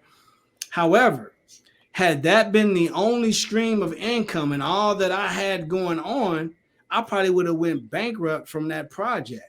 But the fact of the matter that I got other stuff and other streams of income coming in on multiple different things, it was nothing. It was like, okay, we need to go and correct that. We're going to have to go ahead. We'll cut our losses on that and we keep it moving. So creating multiple streams of income is so important. You know, when I do real estate, I get paid almost 4 different ways on every transaction. So I'm creating income in every which way as soon as it's going down. And I'm not doing a deal unless I figure out a way that I get paid when I actually do the deal, when I get paid during the deal, and then when I get paid when the deal is all over and done. So that's what you create income where you got consistent stuff going in when you actually invest in real estate so that now you can take care of your family and you're not having to rob Peter and pay Paul just to try to survive. You actually got a real business and it's paying you and it's making you make money various different ways, and then you can bring in other businesses that pay you. I own Mactone Investment. Mactone Investment purchased the real estate, and it also does wholesale. I own APA Construction Company. APA Construction works primarily on Mactone Investments, you know what I'm saying, real estate. All right, I own Anthony Pierre and Associates. Anthony Pierre Associates is a consultant firm that consult with businesses and help businesses that want to get into business and get into real estate. I own Estate Masters Real Estate Academy, which is an educational program that teaches you how to invest in real estate, and it's automated where you can go on and learn at your own pace. You know what I'm saying? And let me keep going. You know what I'm saying? I own a software company. I own Estate Masters The Game, which will be coming out to you pretty soon. That's going to teach you how to actually invest in real estate by using the strategies and the things that I taught and some of the systems that I've been teaching over the years that make learning how to invest in real estate super fun. I own Pierre Investment Holdings. Pierre Investment Holdings is all the properties that we keep and that we hold for long term. All right. So I can keep going on. I own Estate Masters Capital, which we raise money, you know what I'm saying, for our students. So that way, when they graduate from the academy, we make sure that they got funding for their deals. That's nonprofit, right? That's nonprofit, right? No, it's a for-profit company. Yeah, it's a for-profit company. Yeah, we raise money. You know what I'm saying? We also actually help businesses. You know what I'm saying? I just helped a business secure over $230 million. That company that secured my company to make, you know what I'm saying, $5 million. I mean, it's like an NBA deal. I made in 5 years, our company was gonna gross over 30 million from that one transaction. You can make real estate, you can make NBA money, bro, sitting on your couch. And you ain't got to go play. You ain't got to pull out the basketball. You ain't got to throw the football. You know what I'm saying? Your hopes and dreams ain't over if you don't get that. You just got to understand the game, man. And it's simple. Each and every one of you guys out here listening to you has your own genius. You just need somebody to bring it out. And you need somebody to help you see the confidence of who you really are and what you really can be. And that's really what it is, man. It's nothing more than that. But you can't sit on the couch. You can't be afraid to spend that $3,000, homie. You're going to have to go out there and invest in yourself, man. You know what I'm saying? So, outside. Nyron, I'm so sorry. Go ahead. This question needs to be answered, and then you can Go then ahead. your question can be answered. That's fine. Any recommendation on? Now, for me personally, I don't for investments and RITs and things like that and syndications. I don't make any recommendations because I don't want you to be like, "Hey, P recommended that company for me." But what I will tell you is that there's tons of companies out here that are RITs that are doing some amazing things. You need to figure out what it is you want to invest in. Some of them are investing in apartment complex. Some of them have a combination of investing in homes and apartments and stuff like that. You just want to check and see what combination, what they mostly invest in, and most importantly, what type of returns that they're giving you, and then how long they've been consistently giving their returns. And then on top of that, you want to vet them and make sure that they people are getting paid and that they're paying out on time before you cut the check. So therefore, you want to get a list of investors that you can actually contact and say, "Hey, I want to talk to your people, or I want you to give me some referrals of people that I can talk to that are actually doing business that are satisfied customers." So you can understand the process in the way that they present it to you, so that way you can have somebody else maybe explain it to you more in layman's terms. Because when you're reading legal documents and stuff like that, you ain't gonna understand it. You need somebody to tell you, like, "Nah, bro, here's what it really is. I do it every week. That's what this means. That's what that means." That's how you get educated. But it's just about being slick about how you go about doing it. But that's how you do it, man. I'm not going to give you any recommendations on any stocks or any RITs or any syndications. The only thing I can recommend is myself, because I know that I can stand in the fire myself. You know what I'm saying? I can recommend me. You know what I'm saying? Because that means whatever I tell you I'm going to do, that's what I'm going to do. I can stand on that, but I can't stand on what another company can do. All right, let's go. Let's go. Go ahead, Nyron. Well, I mean, now I have a question about REITs. I mean, you guys are talking. You have to talk about. You have to understand our audience might not know, including myself. I'm ignorant on stuff like this. Concepts like caps and REITs. I don't know what a REIT is. A REIT stands for Real Estate Investment Trust. It's a trust, and they primarily invest in real estate. They don't necessarily do all their holdings in real estate, but 75% of what they purchase must be in real estate. The other 25% can be diverse. So that's a REIT. A syndication is, the same thing. There's groups of syndications. That's where you hear syndications from. It's groups. And what they do is they invest in collective group into real estate and different types of real estate, and they all pay specific returns. The beautiful thing about a REIT is that a REIT usually can become a publicly traded company. That was one of the things when I started Mactone Investment 20 something plus years ago. That was really me and my brother's goal, was that we were going to actually create a REIT. You know what I'm saying? And that's another thing, when you start in a business, you got to be careful, because usually what happens when you start your business, because you got all these other distractions, we get off track an inch at a time. And before you know it, you'll look up and you won't even recognize where you are. And that's something that what we did as young men, we started making all this money. We started bringing in millions of dollars, and we did exactly everything that I'm telling you, to keep it real with you. We started throwing concerts. We started doing all these other different things. We started doing, clubbing, all these other different things that had nothing to do with what our plan was, is to become a publicly traded company and become a $1 billion company in real estate.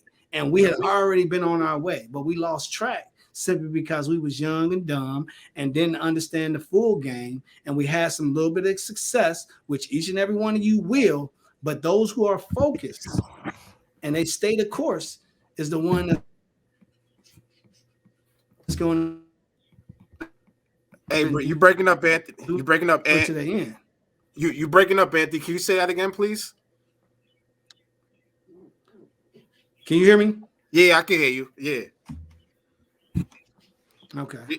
So I was just saying, those who actually stay the course is the ones that's going to endure to the end. That's the ones who's going to be successful. Okay. All right. Go ahead, Nyron. All right. So outside of an FHA loan, the only other alternative I thought about in terms of investing in real estate is maybe starting an LLC and buying real estate through an LLC. Is that possible? And if so, which is the preferable method? Buying real estate through an LLC that you create, or using an FHA loan to invest in real estate? Well, here's the thing. When you start out buying anything, it's gonna start. You're gonna have to use your personal credit no matter what to get it started. All right. So if you actually open up an LLC, which is great, you can actually still do an FHA loan, and then you can deed that property over to your LLC. So then now your LLC still own that FHA property, period. Even though, I'm saying, you're not going to refinance or do anything like that. But on the deed, and also the business can actually run that particular property. So you can actually have the both worlds. You can go and do the actual FHA, get that income producing property, turn around and deed it over into your LLC. That may be your holding company that you use specifically for holding your real estate.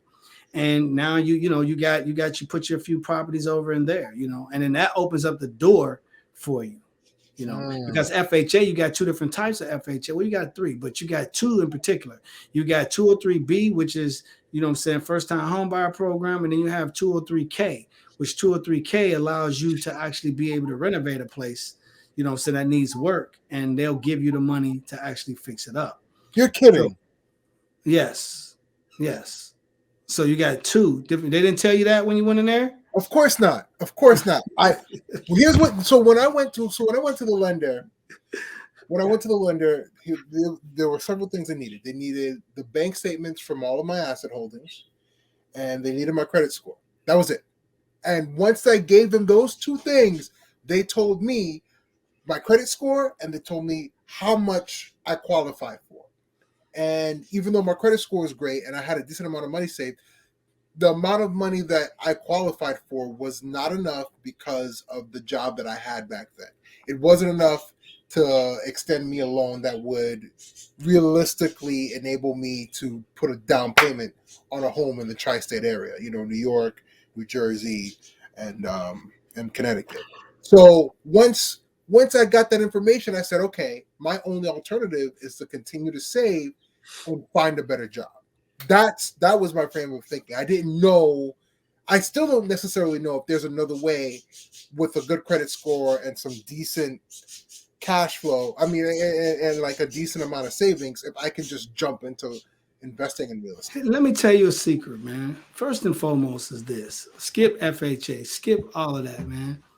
Once you go find, amazing opportunity, and then you go to somebody who actually got money, and you bring that opportunity to them, and they'll give you all the money for it in return for something you have to give to them, which is usually a good interest rate. And now, because they need their money to grow. So let's say, for example, you found a property right now that you can purchase. I mean, you're in New York, so you might have to pay $500,000 or something for something that's probably not even in the greatest condition. But if it's fixed up, it can be worth, probably in the millions, right? So with that being said, let's say you went and found something like that, and you put the work in and you found it, and then you reached out into your Rolodex, into all these people. You guys are doing these podcasts and talking to all these people, and you start utilizing your resources, and you says, hey, Anthony, I got this amazing deal down here in New York, and you ran the numbers, and the numbers make sense, and then I verified the numbers, and I says, yeah, that look good. Well, what do you need? Well, look, man, I need $500,000 to purchase it, and I need $150,000 to pick it up. It's going to be $650,000, but the ARV is 1.2. But I'll pay you 10% on that money. Well, if I got $650,000, sitting in the bank that I need to move somewhere, why wouldn't I move it over there with you to get that 10%? Because here's the thing: if you screw it up, I'll just come take the property and I'll fix it myself. But if you actually get it done and you make it happen, now you got you somebody on your team that's got liquid money. And guess what? You didn't need any money. All you did was use your time and energy to go find it. What you did is use your money to actually find deals. Deals is all it is, man. People with money need you, because guess what? I ain't got time to go looking for houses and getting on there and doing all that. I don't have time for all that, right? So I have to use teams and people and stuff like that to do that. You got the time. You're trying to get in the game. You can put in sweat equity and put in time and find amazing deals. Matter of fact, you can actually be walking around and say you the deal man. You making the deals where everybody know, like if they want to get a deal, you out here putting in that work, and we know that we can find profitable deals through you. guess what? You're going to actually make more money than you can ever imagine, because that's the hardest thing to do, because people don't want to do that. People don't want to put that sweat work in, but they want everybody to give them something. Or they bringing garbage deals back because they're not vetting them, or because they inexperienced, because they want to invest in themselves, because they're scared to spend $3,000, you know what I'm saying, for a mentor.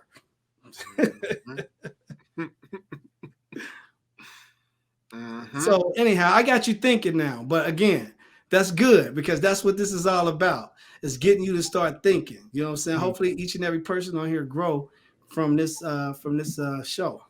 So we got like, what we got? We got like 25. We got more than that. Okay. So we got 5 minutes left. So if anyone want to have any questions, please put it on the comments. Not wrong. I'm gonna let you go. Go ahead. Continue, because I know you have a million. You have a million questions. So go ahead. So you finished. Okay, hold on for a second. I'm sorry. Perfect. That's great. That's I'm sorry. It's your show. It's your show, Nylan. But your listeners trump you, bruh. Always do that. They do. Yeah. Just as I was about to go and ask for a question. Go ahead, Rich. Go ahead. I'm never going to believe you again. Can we compete with cash buyers? If so, how? Look, that's such a, you can compete with cash buyers. Matter of fact, you can get cash buyers, you know what I'm saying? You could become a cash buyer. All you need to find is somebody who got some money that's willing to invest in you. Now you become a cash buyer, you know, and then on top of that, if you understand how to actually leverage other people's money and put people together to create opportunities, then you can compete with anyone. Because here's the thing. Understand this. Everybody wants the quick fix. Even the cash buyers, they don't want to do a whole lot of work. They want to go in and lipstick something, go in and fix it up, and then try to get a quick fix on it. So therefore, if it's got any major problems or anything like that, they don't want to deal with it. So here's the thing. If you want to get in the game, you need to look at the things that everybody hate, that they don't want to look at, because guess what? The secret is that's where the money at. You know why? Because if you go in and figure out how to fix the foundation, and it's a lot cheaper than what you thought, guess what? Ching, ching, you about to get paid. Why? Because every other investor didn't want to deal with that, because they just seen there was a foundation problem, and I didn't want to do it. It was mode. I don't want to deal with mode. You know, it was this, it was that. You know, they turn away from them. Everybody want the easy ones, the lipsticking. But if you actually are willing to take on the challenge for the big problems, you will really get in the game. And guess what? You don't have to do none of the work. You get contractors to give you bids on all of that. You do all the due diligence. You figure out. You do the budget. You find out exactly what the ARVs. You just do all the work. And then now you can bring it to somebody and says, look, I did all the work. Everybody been passed on this property right here, but guess what? I found out the foundation is only going to cost this much. I got a guy that's going to do it. I got this. I got a contractor that's going to do X, Y, Z. It's only going to cost this. Here's what the house is going to be worth after this. Now you ain't competing with nobody on that house, because everybody done passed on it anyway.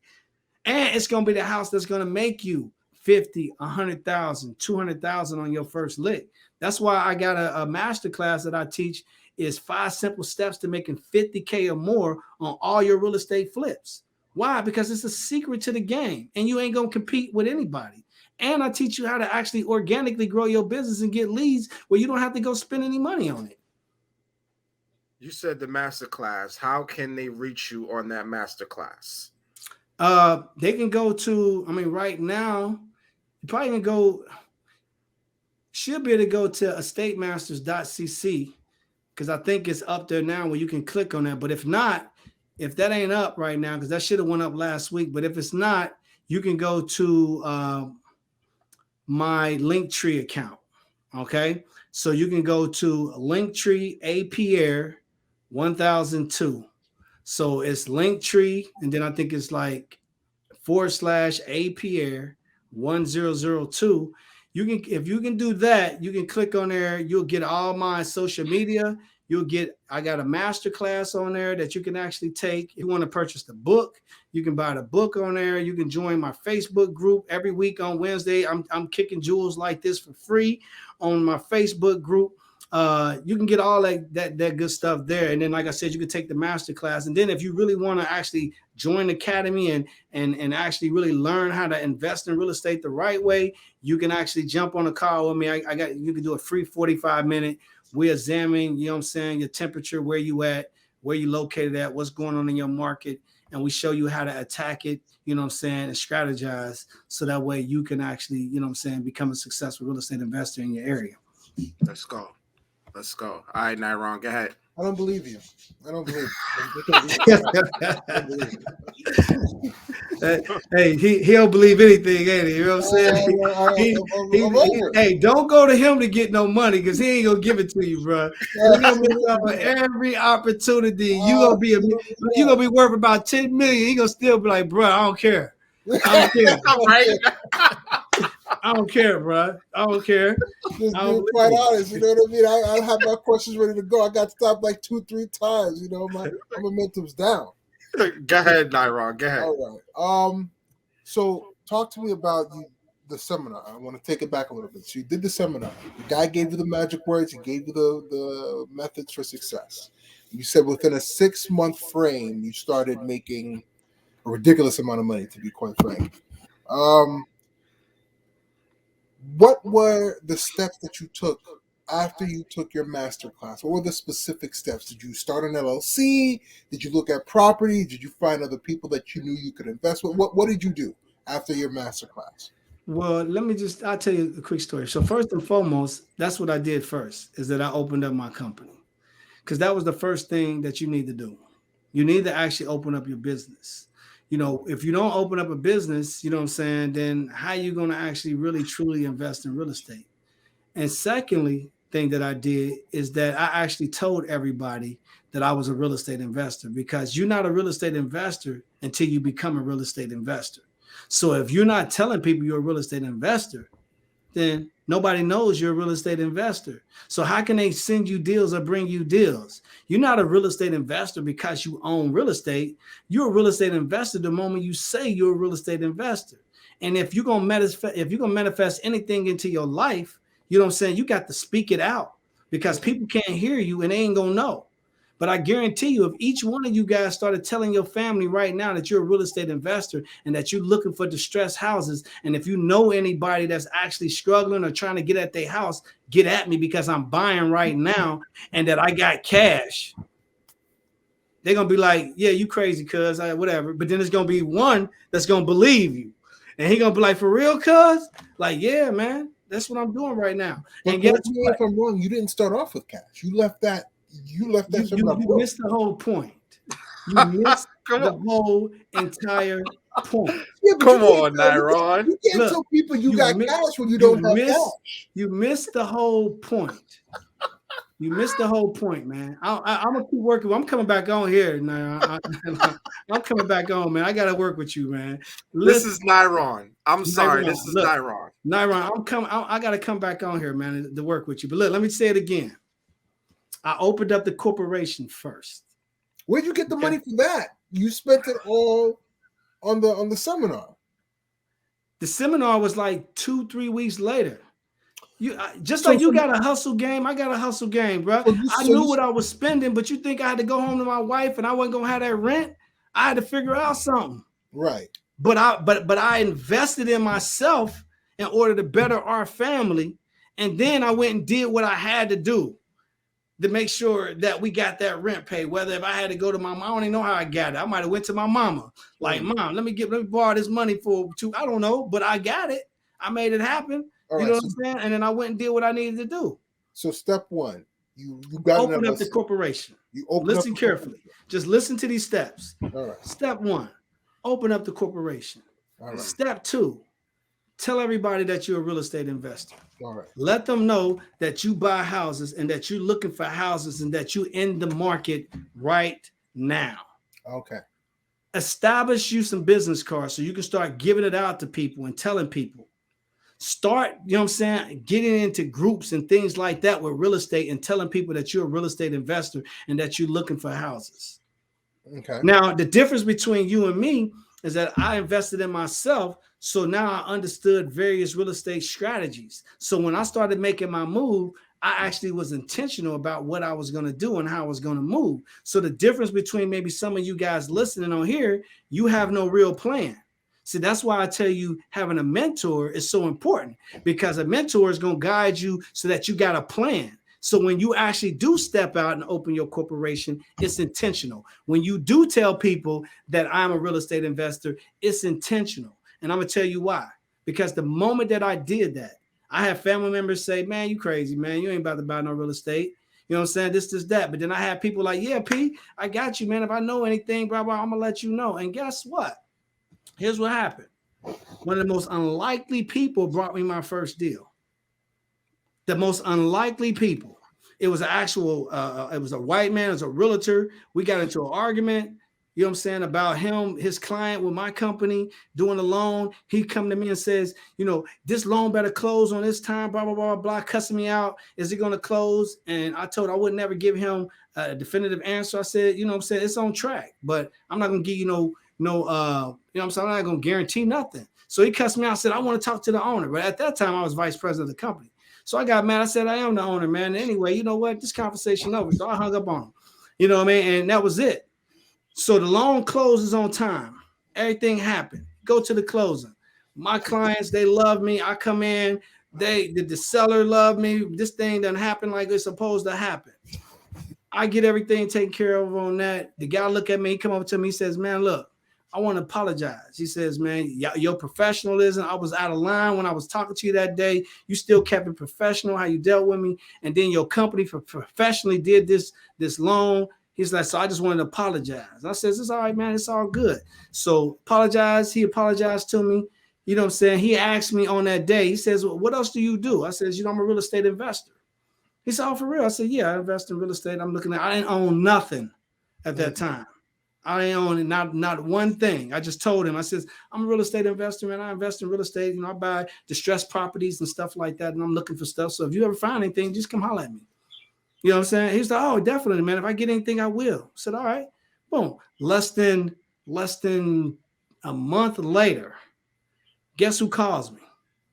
He calls me. He says, Anthony, I know you're a real estate investor, man. I got a guy right now that's trying to sell his house. I says, okay. He says, I actually got two deals. He says, I got a 10-unit building. And he says, and I got a single family. He says, the single family is owned by Jose Rio, which is a famous Reds pitcher back in the day.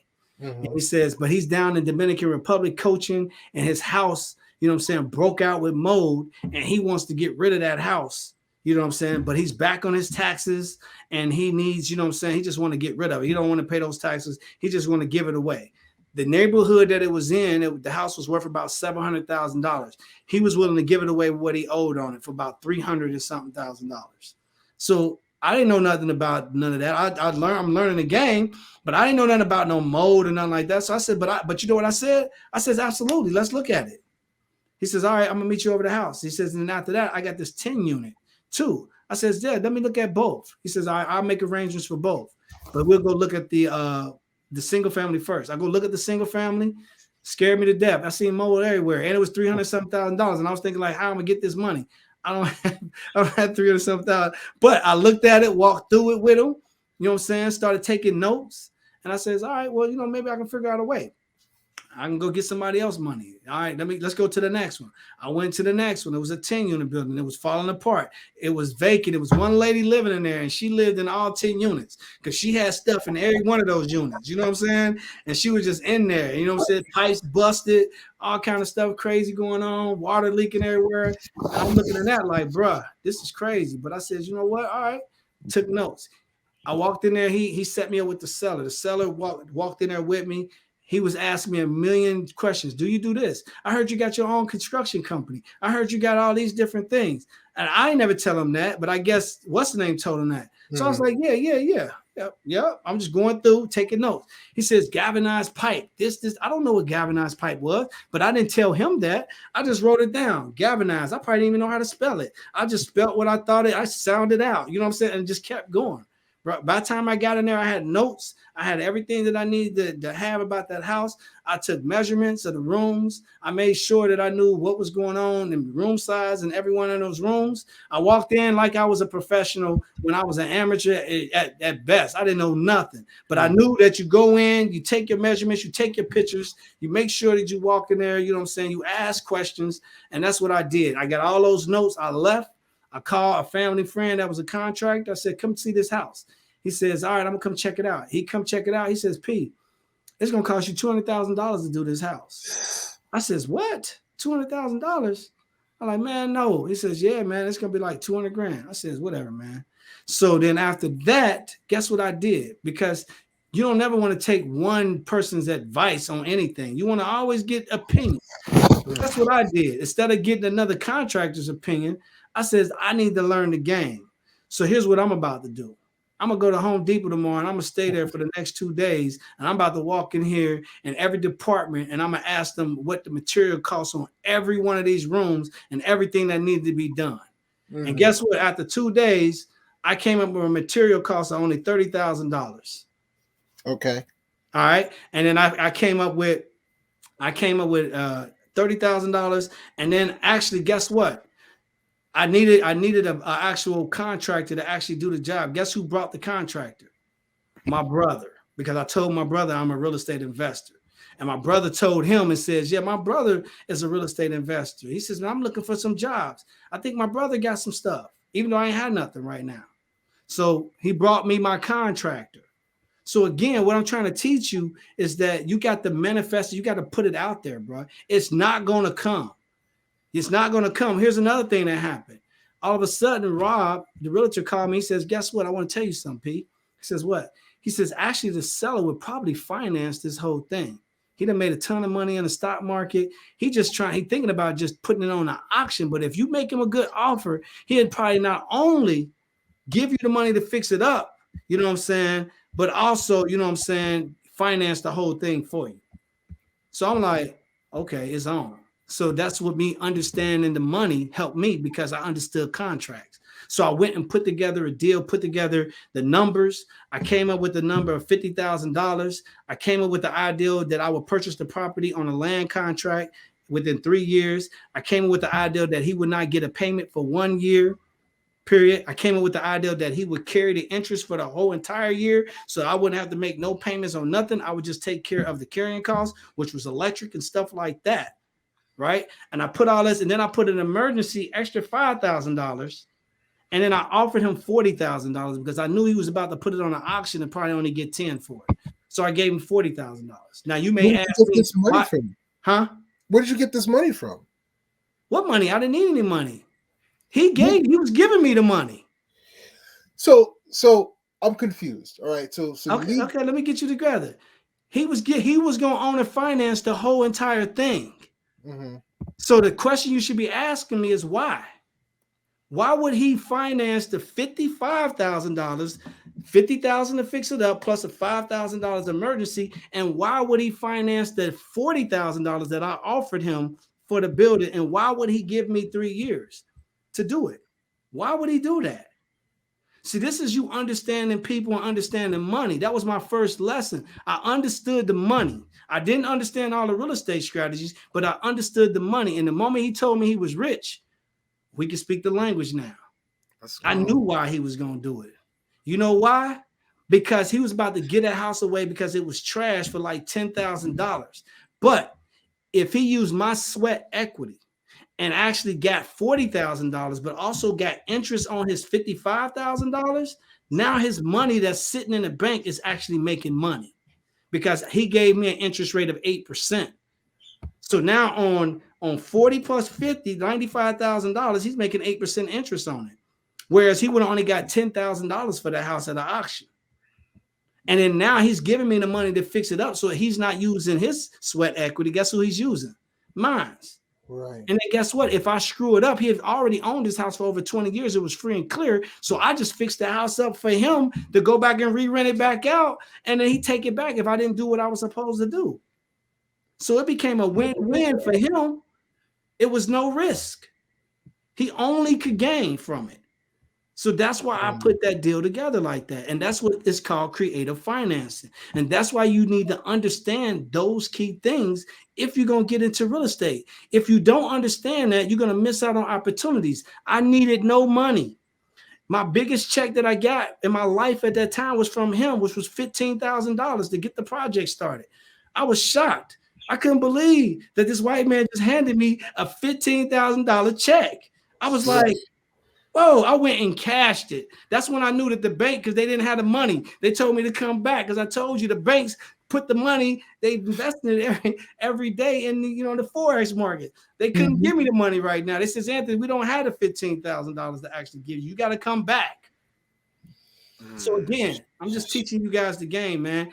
It's tons of sellers out there that do it. And anybody that's listening that's in the real estate game that even know this, they'll vouch for it because I know what I'm talking about.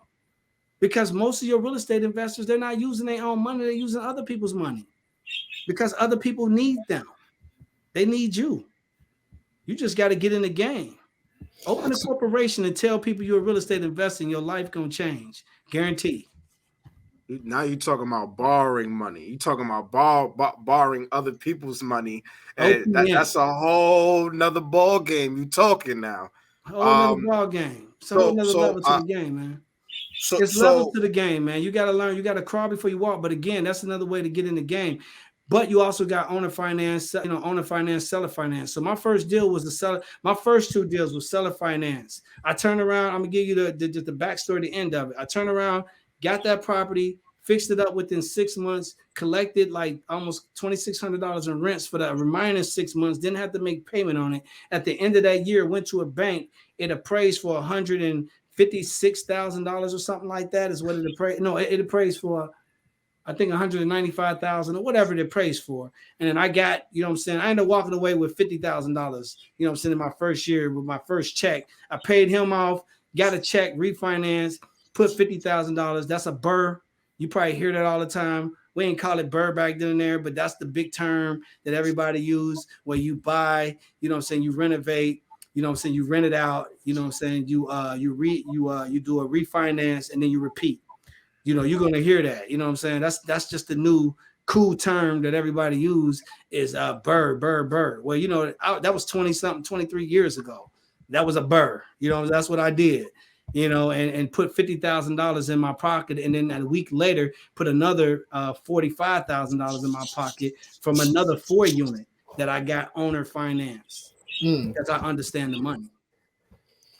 So man, I'm so sorry about so we are almost on our 2-hour mark. Nyron, if you ask this question, this might be your last question.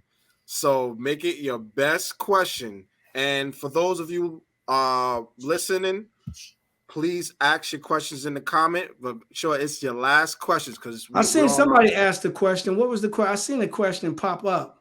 Oh, tips on this one? Tips on vetting contractors. Yeah. Okay. That one, yeah. Yeah. All right. Let me I'll quickly give you some. One of the things when you're dealing with contractors and I'm gonna give you a tip. Is first and foremost, you want established contractors that got their own money. You don't want contractors that's going to ask you for a check for $20,000. You want contractors that if you put materials on a job site, that they're ready to work and get you to the next phase. So that way you can take advantage of draws or not have to have your money tied up other than in material. And it protects you because in the event that they can't, meet whatever they're doing, you got materials, you only got material costs, that you're dealing with. So therefore, if you had to fire them, you can fire them and you won't be vested. Whereas if you go give a contractor $20,000, now you're putting yourself in jeopardy because if they don't do what they're supposed to do, or even if they do what they're supposed to do, but they don't pay their workers, and then you're not actually getting release of liens from them and their workers that they're subbing out to, then you could turn around and have a backlash where they come back to you, and then now their workers is trying to sue you because he took the money and he never paid them. And I've seen it all over my 20-something years. So the best way to vet a contractor is that you always want to at least start off, with 3. And then you want to keep going in 3s until you find at least 3 or 4 that got their own money that can actually start a project. And if you just provide them with materials, on that project, then that way you can protect yourself from being taken advantage of from, you know what I'm saying, these contractors. And that's a different type of world, but you actually have to do it. Most contractors are going to be like, hey, give me, 20% up front and all that type of stuff. I don't do business with those kind of contractors, because at the end of the day, if you ain't at the level where you actually could pay your workers for a couple of weeks, you know what I'm saying, and get me at least halfway on a project or something like that, then I'm not going to deal with you, because at the end of the day, we just ain't on the same page. You know what I'm saying? You need to be vested too, because, you know what I'm saying, I'm forging a partnership. So therefore, I want my partners to be invested like me. This is not a one-time deal. I don't want you to take my money and then you have personal problems and then you run off somewhere. I want you to actually be vested with me, where we do 10, 20, 30, 40, 50 houses. I change your life. We change our lives together, and we go to a whole nother level as a team. So hopefully that answers your question. All right. Nyron, is last question. I have a last question. Listen. We got a bunch of fans today, because they've been interrupting my questions and my positions like the whole time. I didn't know we were this popular. I'm sorry. All right, go ahead. I have a last question also. But Nyron, so after when me and Nyron ask our last question, you're gonna get your final thoughts and how can people connect to you, like, social media and everything. All right. So talk to me about foreclosed homes, and if you can get an FHA loan for a foreclosed home, or are there any specific kind of loans you can get to help you finance on a foreclosed home? Yeah, I mean, you have, you know what I'm saying, you have hard money, you have private money. Those are good ways to actually be able to purchase foreclosed homes. One of the things when you go into foreclosed auctions is, one of the things you have to understand in a foreclosed auction is that you don't need all the money right up front. So that's the biggest myth. So a lot of people think because you go to foreclosure and then you bid on that property for $100,000 that you got to actually write $100,000 check right on that day. And that's not the case. You don't have to do that. You have to only put down whatever your state requirement is. Your state requirement may be 5%. It may be a specific dollar amount. It may say that you have to put a minimum of $5,000 down, and then you got 60 days to pay the rest. So now, if that's the case, now you put you find the house, you get it on, you know what I'm saying, on foreclosure, you put the 5,000 or the 2,500 minimum down, and then they give you a certain amount of time to come with the money. And what usually happens is, if you don't follow through, then they might ban you from the auction. You know what I'm saying? But that's about as worse as it get, and they might take your down payment. So that's about as bad as it get. But if you actually got other finances set up like private money and other different things, then what happens is that they will, you know what I'm saying, go ahead and start the process of the change of the title. You just got to come with the rest of the money. So therefore, you want to actually set your financing up and get everything in line beforehand. So that way, when you actually are going down there, you already know you got the money. You know what I'm saying? You can make it happen. So you got to be intentional. Could you find good quality homes through foreclosure? Absolutely. I mean, you can find that. Why do you think people still go down there? Success leaves clues, man. If you see people still going down there packing a house, if it wasn't no good deals down there, why would they be down there? So success leaves clues, man. Pay attention to what people are doing.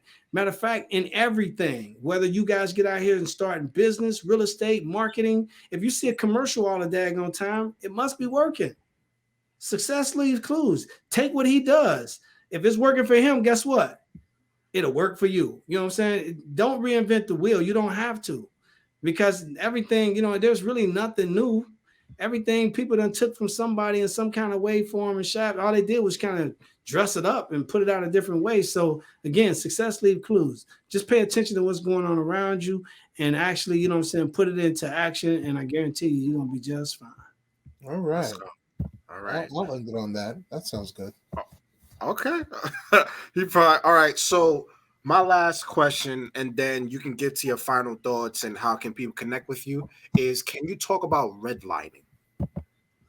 Oh, okay. Yeah. Well, redlining, man, that's something that, have been going on for many years. And basically what redlining is you got communities that are redlined by banks and, even businesses where they don't, mess with your business.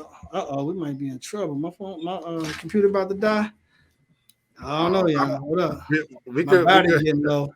Let me check before I answer that question. Is it unplugged? I Uh-oh. unplugged, y'all. So Hold on. that's when as soon We as we don't, talk we don't about want it. We don't want it to cut out while we, while we doing this. Hold on. soon as we talk about redlining, they be like, "Oh nah." They're gonna cut me off, right? As soon as I mention redline, they're gonna be like, he don't need to tell them about that. So now we good now. So now redlining, man. Basically, what that is, man, is you got banks and lending institutions, man, that were redline neighborhoods. If you go and walk out in your neighborhood, look around. Do you got major banks in your neighborhood, especially if you're in the hood? If you're in the hood and you walk outside and you don't see banks and you don't see major businesses and stuff like that in your neighborhood, it's simply because your neighborhood is being redlined. Flat out. You know what I'm saying? So you don't have the resources. They're not putting the grocery stores there. All of them are moving out of your neighborhood. You can't even go to the nice grocery stores. You got to go to the suburbs or a different area just to shop because they're redlining your neighborhoods. You know what I'm saying? And then the only time that they change the red line in your neighborhood is when they come back and they take back over your neighborhood. How do they do that? They push you out of there. How? They do it simply because they start to raise the particular taxes on you because they'll go and buy one house on this block, fix it up, sell it for double what your houses are worth in that neighborhood. And now it starts to push your taxes up. So therefore, it starts to push you out of the neighborhood. And then by the time your grandparents give you the house, because you don't have no respect for their house and all their hard work, you take the house and you just want to make a quick buck. So guess what? That investor is going to come to you and you're going to give that house away, not knowing that gentrification is going on in your neighborhood. And now they're taking back over your neighborhood. And now they're going and taking your grandparents' houses and stuff back. And they're forcing them out because the taxes is going up. And all you're doing is handing them back their houses. And then guess what happens next? No more redlining. Now you start seeing people like grocery stores and stuff start coming back into the neighborhood. You start seeing banks and stuff like that opening up on storefronts and things like that. But you notice that you don't see people that look like you. So that's what redlining is, and that's what it's all about. That's how they do it. I'm gonna keep it 100 with you anytime you're talking to me. You know what I'm saying? It's real game. It don't matter where you at in the world. It's going on no matter what your neighborhood. If you don't believe me, go outside and look and tell me if you see a Walmart in your neighborhood. Tell me if you see a major bank in your neighborhood. Probably not. You got to go a neighborhood over or two. Whole Foods, all that. That's all. Come on now. Yeah, exactly. You don't see none of that in your neighborhood because they're redlining you. But when they come to take that neighborhood, if you're smart, you'll be ready. You know what I'm saying? To actually start doing what they're doing. You start buying it up instead of letting them buy it up. You take the profits on it. Which is that's real estate investment. Gregory has a question. If you partner with a contractor and fund the project, what would be a good profit split? That's actually a good question. Yeah, that's a great question. I think it depends on exactly what you're doing. You know what I'm saying? So, I mean, if you found a project, you know what I'm saying, and then you're funding the project, and then you bring in a contractor, and then he's going to fund all the renovation and stuff like that for the project and use his workers, then I think a 50-50 split is great because he's taking on all the work and putting all the money in to get it fixed up and using his workers. You purchased the house with your money and got it, you know what I'm saying, and got that part of it done. He's bringing the renovation side, getting it all fixed up, and then you got a perfect partnership. Does that make sense? So yeah, definitely. I mean, 50-50, sometimes it'd be 60-40. It really just depends on what you're doing. You know, for me, I don't do anything less than 50-50. And if I'm doing a lot more than another person, it may be 70-30, it may be 60-40. It just depends on what it is. Because see, for me, not only do I find the houses, you know what I'm saying, but I also can get the financing for the houses if I want to. And also I own a construction company, so I can actually do the work on the houses. So really, you know what I'm saying, it just depends on, you know, exactly what that person is bringing to the table. And what they bring to the table, if it benefits you and helps you to be able to maybe ease, you know, your stress on that particular project, then yeah, you want to always keep it fair. You know, you don't want to take advantage of anybody. You always want to create win-win situations, man. Don't be out here, you know, trying to take advantage of people and all that kind of stuff. You know what I'm saying? Nah. Create opportunities, create win-win situations. You're gonna flourish in this game.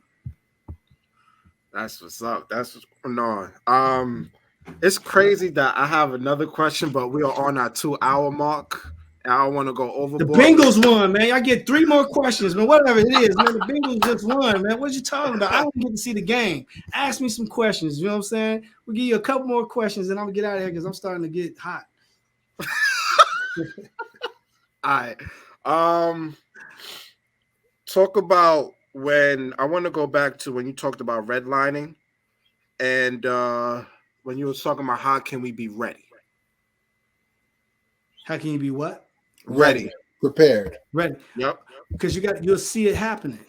You'll see it happening. What happens is it starts with the one house a block over where you hear that it's sold for way more than any houses that you've seen in your neighborhood sell. So if you hear a house sold for $280,000 and the house is usually over there selling for $50,000, $60,000, $100,000, then you know that, you know what I'm saying, gentrification is happening in your area. Because now you know that house that just sold for $270,000 is now going to start upping the taxes. The taxes are going to start bringing pressure on the owners, because when the taxes start to go up, where it's too hard and too difficult for them to afford, it put pressure on you to have to sell your crib because you can't afford to pay the taxes on it anymore. So when you see houses starting to go up for big value in your neighborhood, it's time to start buying. It's time to start rallying the troops. It's time for you to actually start stepping out. If you don't say you're a real estate investor up until that moment, just remember that that's the day that you better start telling people you're a real estate investor, especially in your neighborhood, because it's going down. All right. Go ahead, Naron, and then we have to do our final. He has to give our final thoughts on how can we connect. Well, how can the audience connect with him?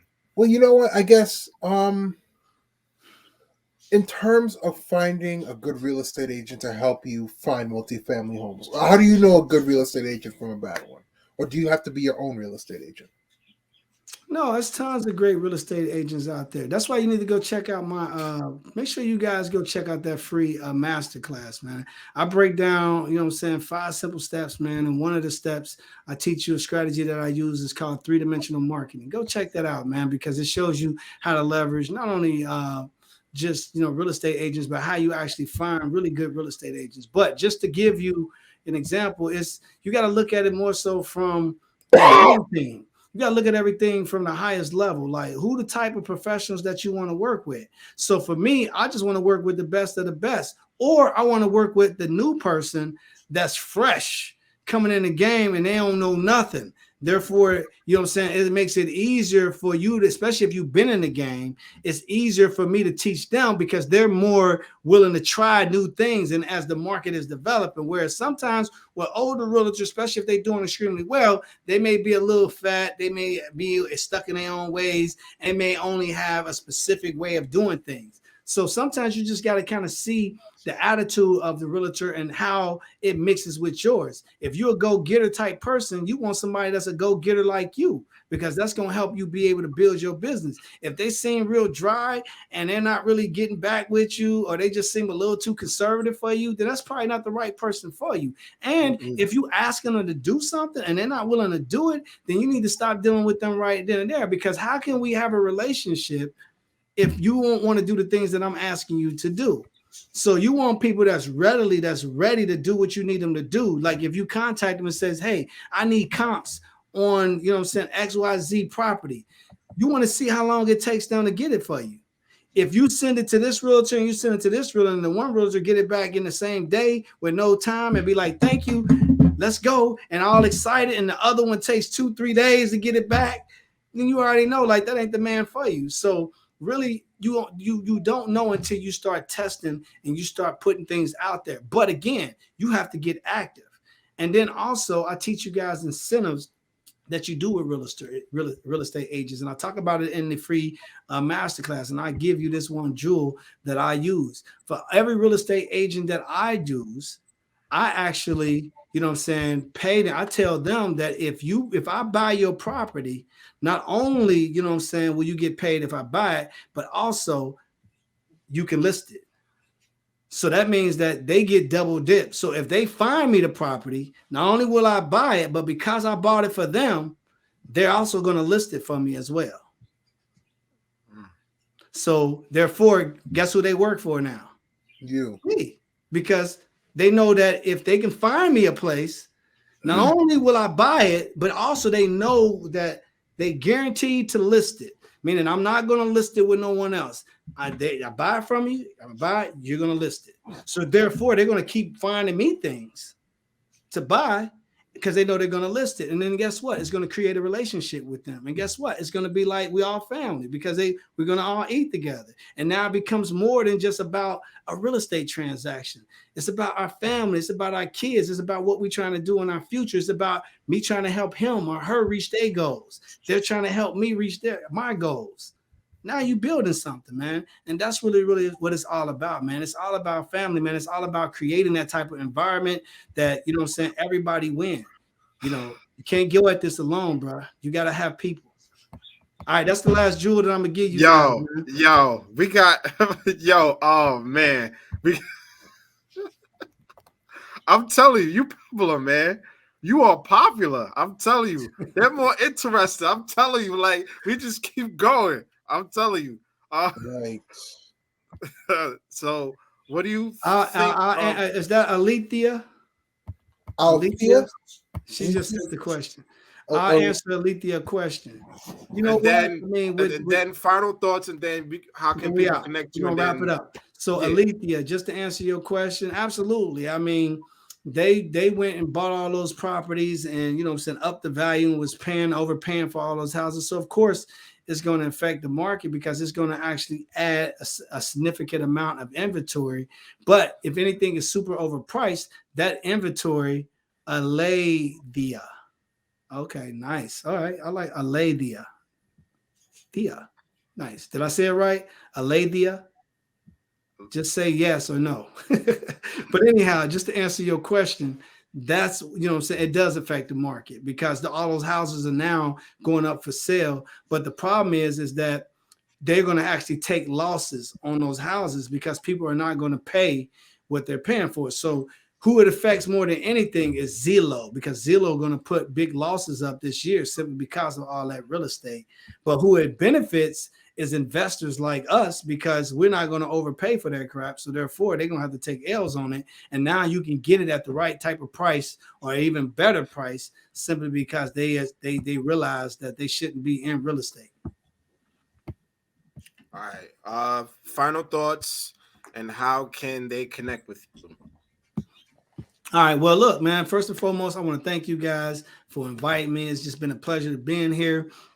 One of the things that I do like to share real quick for those of you to understand, especially early on, you know, I like to joke around and stuff like that, but this is serious right here in terms of your mindset and changing your mindset. It's so important because it's so many of us think, you know what I'm saying, like, especially when it comes to money and stuff like that, or you go into some type of webinar or somebody's asking you for $5,000 or $10,000 and, you know what I'm saying, you're afraid to pay the money and stuff like that. You have to learn to change your mindset. Quit worrying about the money. What you need to worry about is what are they going to give you for the money? You understand? Because here's the reality of it. If I actually told you every time you give me $10, I'm going to give you back $50, how many times will you give me $10? How many times will you give me $10? Oh, that's a question. How many times will you give me $10? Is every time you give me $10, I give you 50 back? Every single time. So what if you didn't have the $10? Would you borrow it? I would. So now if somebody's asking you for 10 grand and they're going to give you $50,000 worth of value, you wouldn't go borrow the 10 grand though. You're going to say that they crazy because they asking you for 10 grand. It's about that first interaction. You know what I mean? It's that first time. No, it ain't about any of that. It's about the insecurity because it's the money. Because we grow up, you know what I'm saying, and we so protective over our money, and we don't want to let our money leave, but we'll go shopping, we'll go get, you know what I'm saying, Louis Vuitton, we'll go spend hundreds and even thousands of dollars on pants and things like that, but we won't spend thousands of dollars to invest in ourselves. So my closing thoughts is pretty much just this, is that quit worrying about the money. Try to find out what type of value that they're going to give you. You know what I'm saying? If a person is going to take you from 0 to $1 million, how much is that worth to you? You should quit worrying about the money. You should be thinking about how do I get the money, especially if you feel comfortable with the person that's telling you what they're going to do. That's what it's all about. And secondly, mindset is 5 things I'm going to leave with you today, just to help you guys understand when you're dealing with anything in this life, because you're going to deal with tons of stuff, even as a real estate investor. You're going to have these challenges, just like you got challenges in life. And with me, when I did that prison sentence for 6 years, I had to change my mindset. I had to change the way that I think. That's why I started. That's why I wrote the book, Boundless Success. And that's why in the book, it talks about there's no such thing as failure, because I believe that there is no such thing as failure. So one of the things that I want you guys to understand that you definitely need to do first and foremost, if you really want to be successful, is first of all, you know what I'm saying, to change your mindset, it starts with you have to be honest with yourself. You got to be real with yourself. One time I told my son, I said, look, man, he was playing football and he kept putting his head down. And this is my baby. I don't want him to get injured. So I took my son. I said, look, man, this is your last day, bro. I'm not about to let you play no more. I said, I love you too much. I said, you not listening to me. You keep putting your head down. You're going to get injured. And we just can't do it, man. So he was crying all the way home. And we get to the car and he's crying. And he said, Daddy, I said, look, you really don't know if you want to play. But I said, here's what I want you to do. I said, I want you to go in the house. And he's 6 years old. I said, I want you to go in the house. And I want you to take a deep look in the mirror. And I want you to really, really ask yourself if you really want to play football. And I says, and now if you say yes, then that means when you go to practice, you're going to work extremely hard. You're going to bust your tail every time. And every time that you actually hit somebody, you're going to see who you hit. Your head ain't going to never be down. I said, but if you can't be honest with yourself, then you will never play this game again because I love you too much. The next day I ride up, my son comes out. He says, Daddy, I went and looked in the mirror. I talked to myself. I want to play. I'm ready to play. I'm about to make this happen. I'm just he telling me everything I'm gonna do. I says, okay. And guess what? Next practice, I see him smash somebody with his head up, pick him up, put him in the ground. I says, okay, yeah, he ready. So again, I'm trying to tell you, you got to be honest with yourself. You know what I'm saying? Because whatever issues and problems or whatever's holding you back is holding you back because you're afraid to do what I like to call uprooting the problem. So it starts with being real with yourself. So first and foremost, be honest with yourself. Secondly, you know what I'm saying? Learn how to forgive yourself. A lot of times we can't go forward in life because we hold all this baggage because of what we dealt with in our lives, and we let our life past stop us from what is in the future and what we could achieve. And we let these naysayers or these people around us suck the blood out of us and not allow us to be able to flourish simply because they want us to keep carrying a bag and keep putting all those bricks in it, and then we keep carrying it around. No, forgive yourself. Take that book bag off, get rid of them bricks, and keep moving. And I guarantee you, you're going to actually be successful. And I like to call that, you know what I'm saying, releasing the real problem. Because the real problem really starts with maybe when you was a child and your daddy wasn't there, or maybe you dealt with some type of childhood issue. It could have been something that was horrible, something that was done to you or whatever. But until you really face the real issue and the problem that's holding you back, you ain't gonna never really be able to get where you're trying to go in life. So again, you got to actually release the real problem. And then thirdly, you got to adjust your mindset, people. That $3,000 right there stumbled him from the very beginning. You can't let $3,000 stumble you, man. You know what I'm saying? You got to actually always, man, see the positive side of everything. You see what I'm saying? So when you're sitting down, whether it's about money or whether it's about a real issue in life, you got to actually change the way that you look at it, or you will never be able to deal with it. So I like to call that reverse psychology, because when I told myself that there's no such things as failure, then I believe that. You see, your subconscious mind, you know what I'm saying, only work when you activate it. If you don't activate the subconscious mind, I'm trying to tell you that you're not going to ever be able to get where you're trying to go, because your subconscious mind is the one that's going to fix the problem. So if you're being negative with yourself and you telling yourself what you can't do, then your subconscious mind shut down. So now you can't do it. So the moment you tell yourself, I don't have the money, I can't pay for it, I can't do this, I don't this person don't love me. Every negative thing that you tell yourself, the subconscious mind said, guess what? I don't got to work no more. She already got it figured out.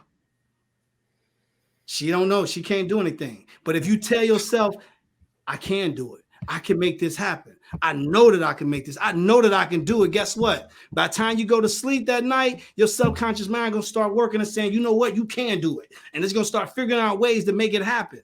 And then you're going to wake up with creative ideas and things like that. Because guess what? Each and every one of you guys have done that already. You done been in a situation. You done had a time where you told yourself, I know I can figure this out. And by the time you woke up the next night, you said, I got it. That's your subconscious mind working for you. So always keep that in action, man. And it starts with reverse psychology, man. Trick yourself. Tell yourself the total opposite of what you're really thinking, man. And it's going to empower you. Fourth thing, remember to identify your purpose. Quit letting people steal your dreams, people. Quit letting them steal your dreams, man. Like, identify your purpose. What is it that you should be doing? And whatever that is, do it. Don't pull back. You know what I'm saying? That's called soul searching. What is it that you should be doing? Should you be working on that job right now? Or should you be out helping people or changing people's lives, you know what I'm saying, with what you really have to offer to this world? That's up to you. You see what I'm saying? So, again, soul searching. Figure it out. And then lastly, you are happy about these Bengals. Let me tell you. Lastly, that's why I'm giving it to y'all. Y'all got an extra 20 minutes out of me, man. An extra 20 minutes out of me. You know what I'm saying? Because the Bengals won. I would have been gone at 1 hour and 45 minutes. You know what I'm saying? So the last thing and the fifth thing, you know what I'm saying, the most important thing, man, is that you got to take hold of your purpose. You got to take hold of it. You know what I'm saying? Once you identify it, then you got to take hold of it. And the only way that you can take hold of it is that you actually got to take action. And then you actually got to activate that action with affirmations. Because if you don't have affirmations that's going to allow you to stay positive, to keep activating it, then you don't have what you really need to be successful, which is the fifth thing, clarity. You need clarity. Because when you got clarity, you know what you're doing, why you're doing it, and you're going to end up doing it simply because that's what you should be doing. So with that being said, again, I'm Anthony Pierre, real estate investor, Estate Masters Real Estate Academy. You got Estate Master at estatemasters.cc. You should be able to go there and check out things about me. Also, you got, I'm on Linktree. You go to Linktree /A Pierre, that's APIERRE 1002. And you should be able to pull me up. I'm sure they're going to have all that stuff in the chat and the links for you guys that you can actually pick it up. But if not, that's pretty much what it is. You can go there. You can find out anything. You can get on my social media. You can get on my LinkedIn, Instagram, all that good stuff. You also can join my Facebook group. Get out there and join the Facebook group every Wednesday, man. I'm doing something. I'm teaching stuff like that with FHA and all these type of things and no down payment and how you get the money and commercial and everything. I teach it all, man. So, you know what I'm saying? So that way you can flourish and grow. And then hopefully eventually you guys will come on into the academy and then let me nurture you and let me really teach you how to get out here and do some amazing things in this game. But more importantly, how you can actually impact other people's lives. Because if you ain't going to pay it forward, don't come see me because I ain't going to deal with you.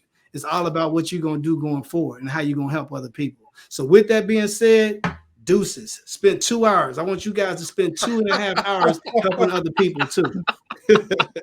Let's go. There you have it, everyone. Let's go. Yo, I'm gonna make sure I upload this ASAP. Yo, thank you so much, Anthony, for everything. That was a drop gem as always in the history books. That's what it is, man. Thank you guys for having me, man. You guys got to thank these guys, man. They came in, you know what I'm saying, and brought me in here for you guys. So it's all about y'all, man. That's what it's about, man. Give it to the community and helping people, man. So anytime you need me, come get at me, man. I got you guys. Let's go. And there you have it. And that concludes that. And we are out. Thank you for listening.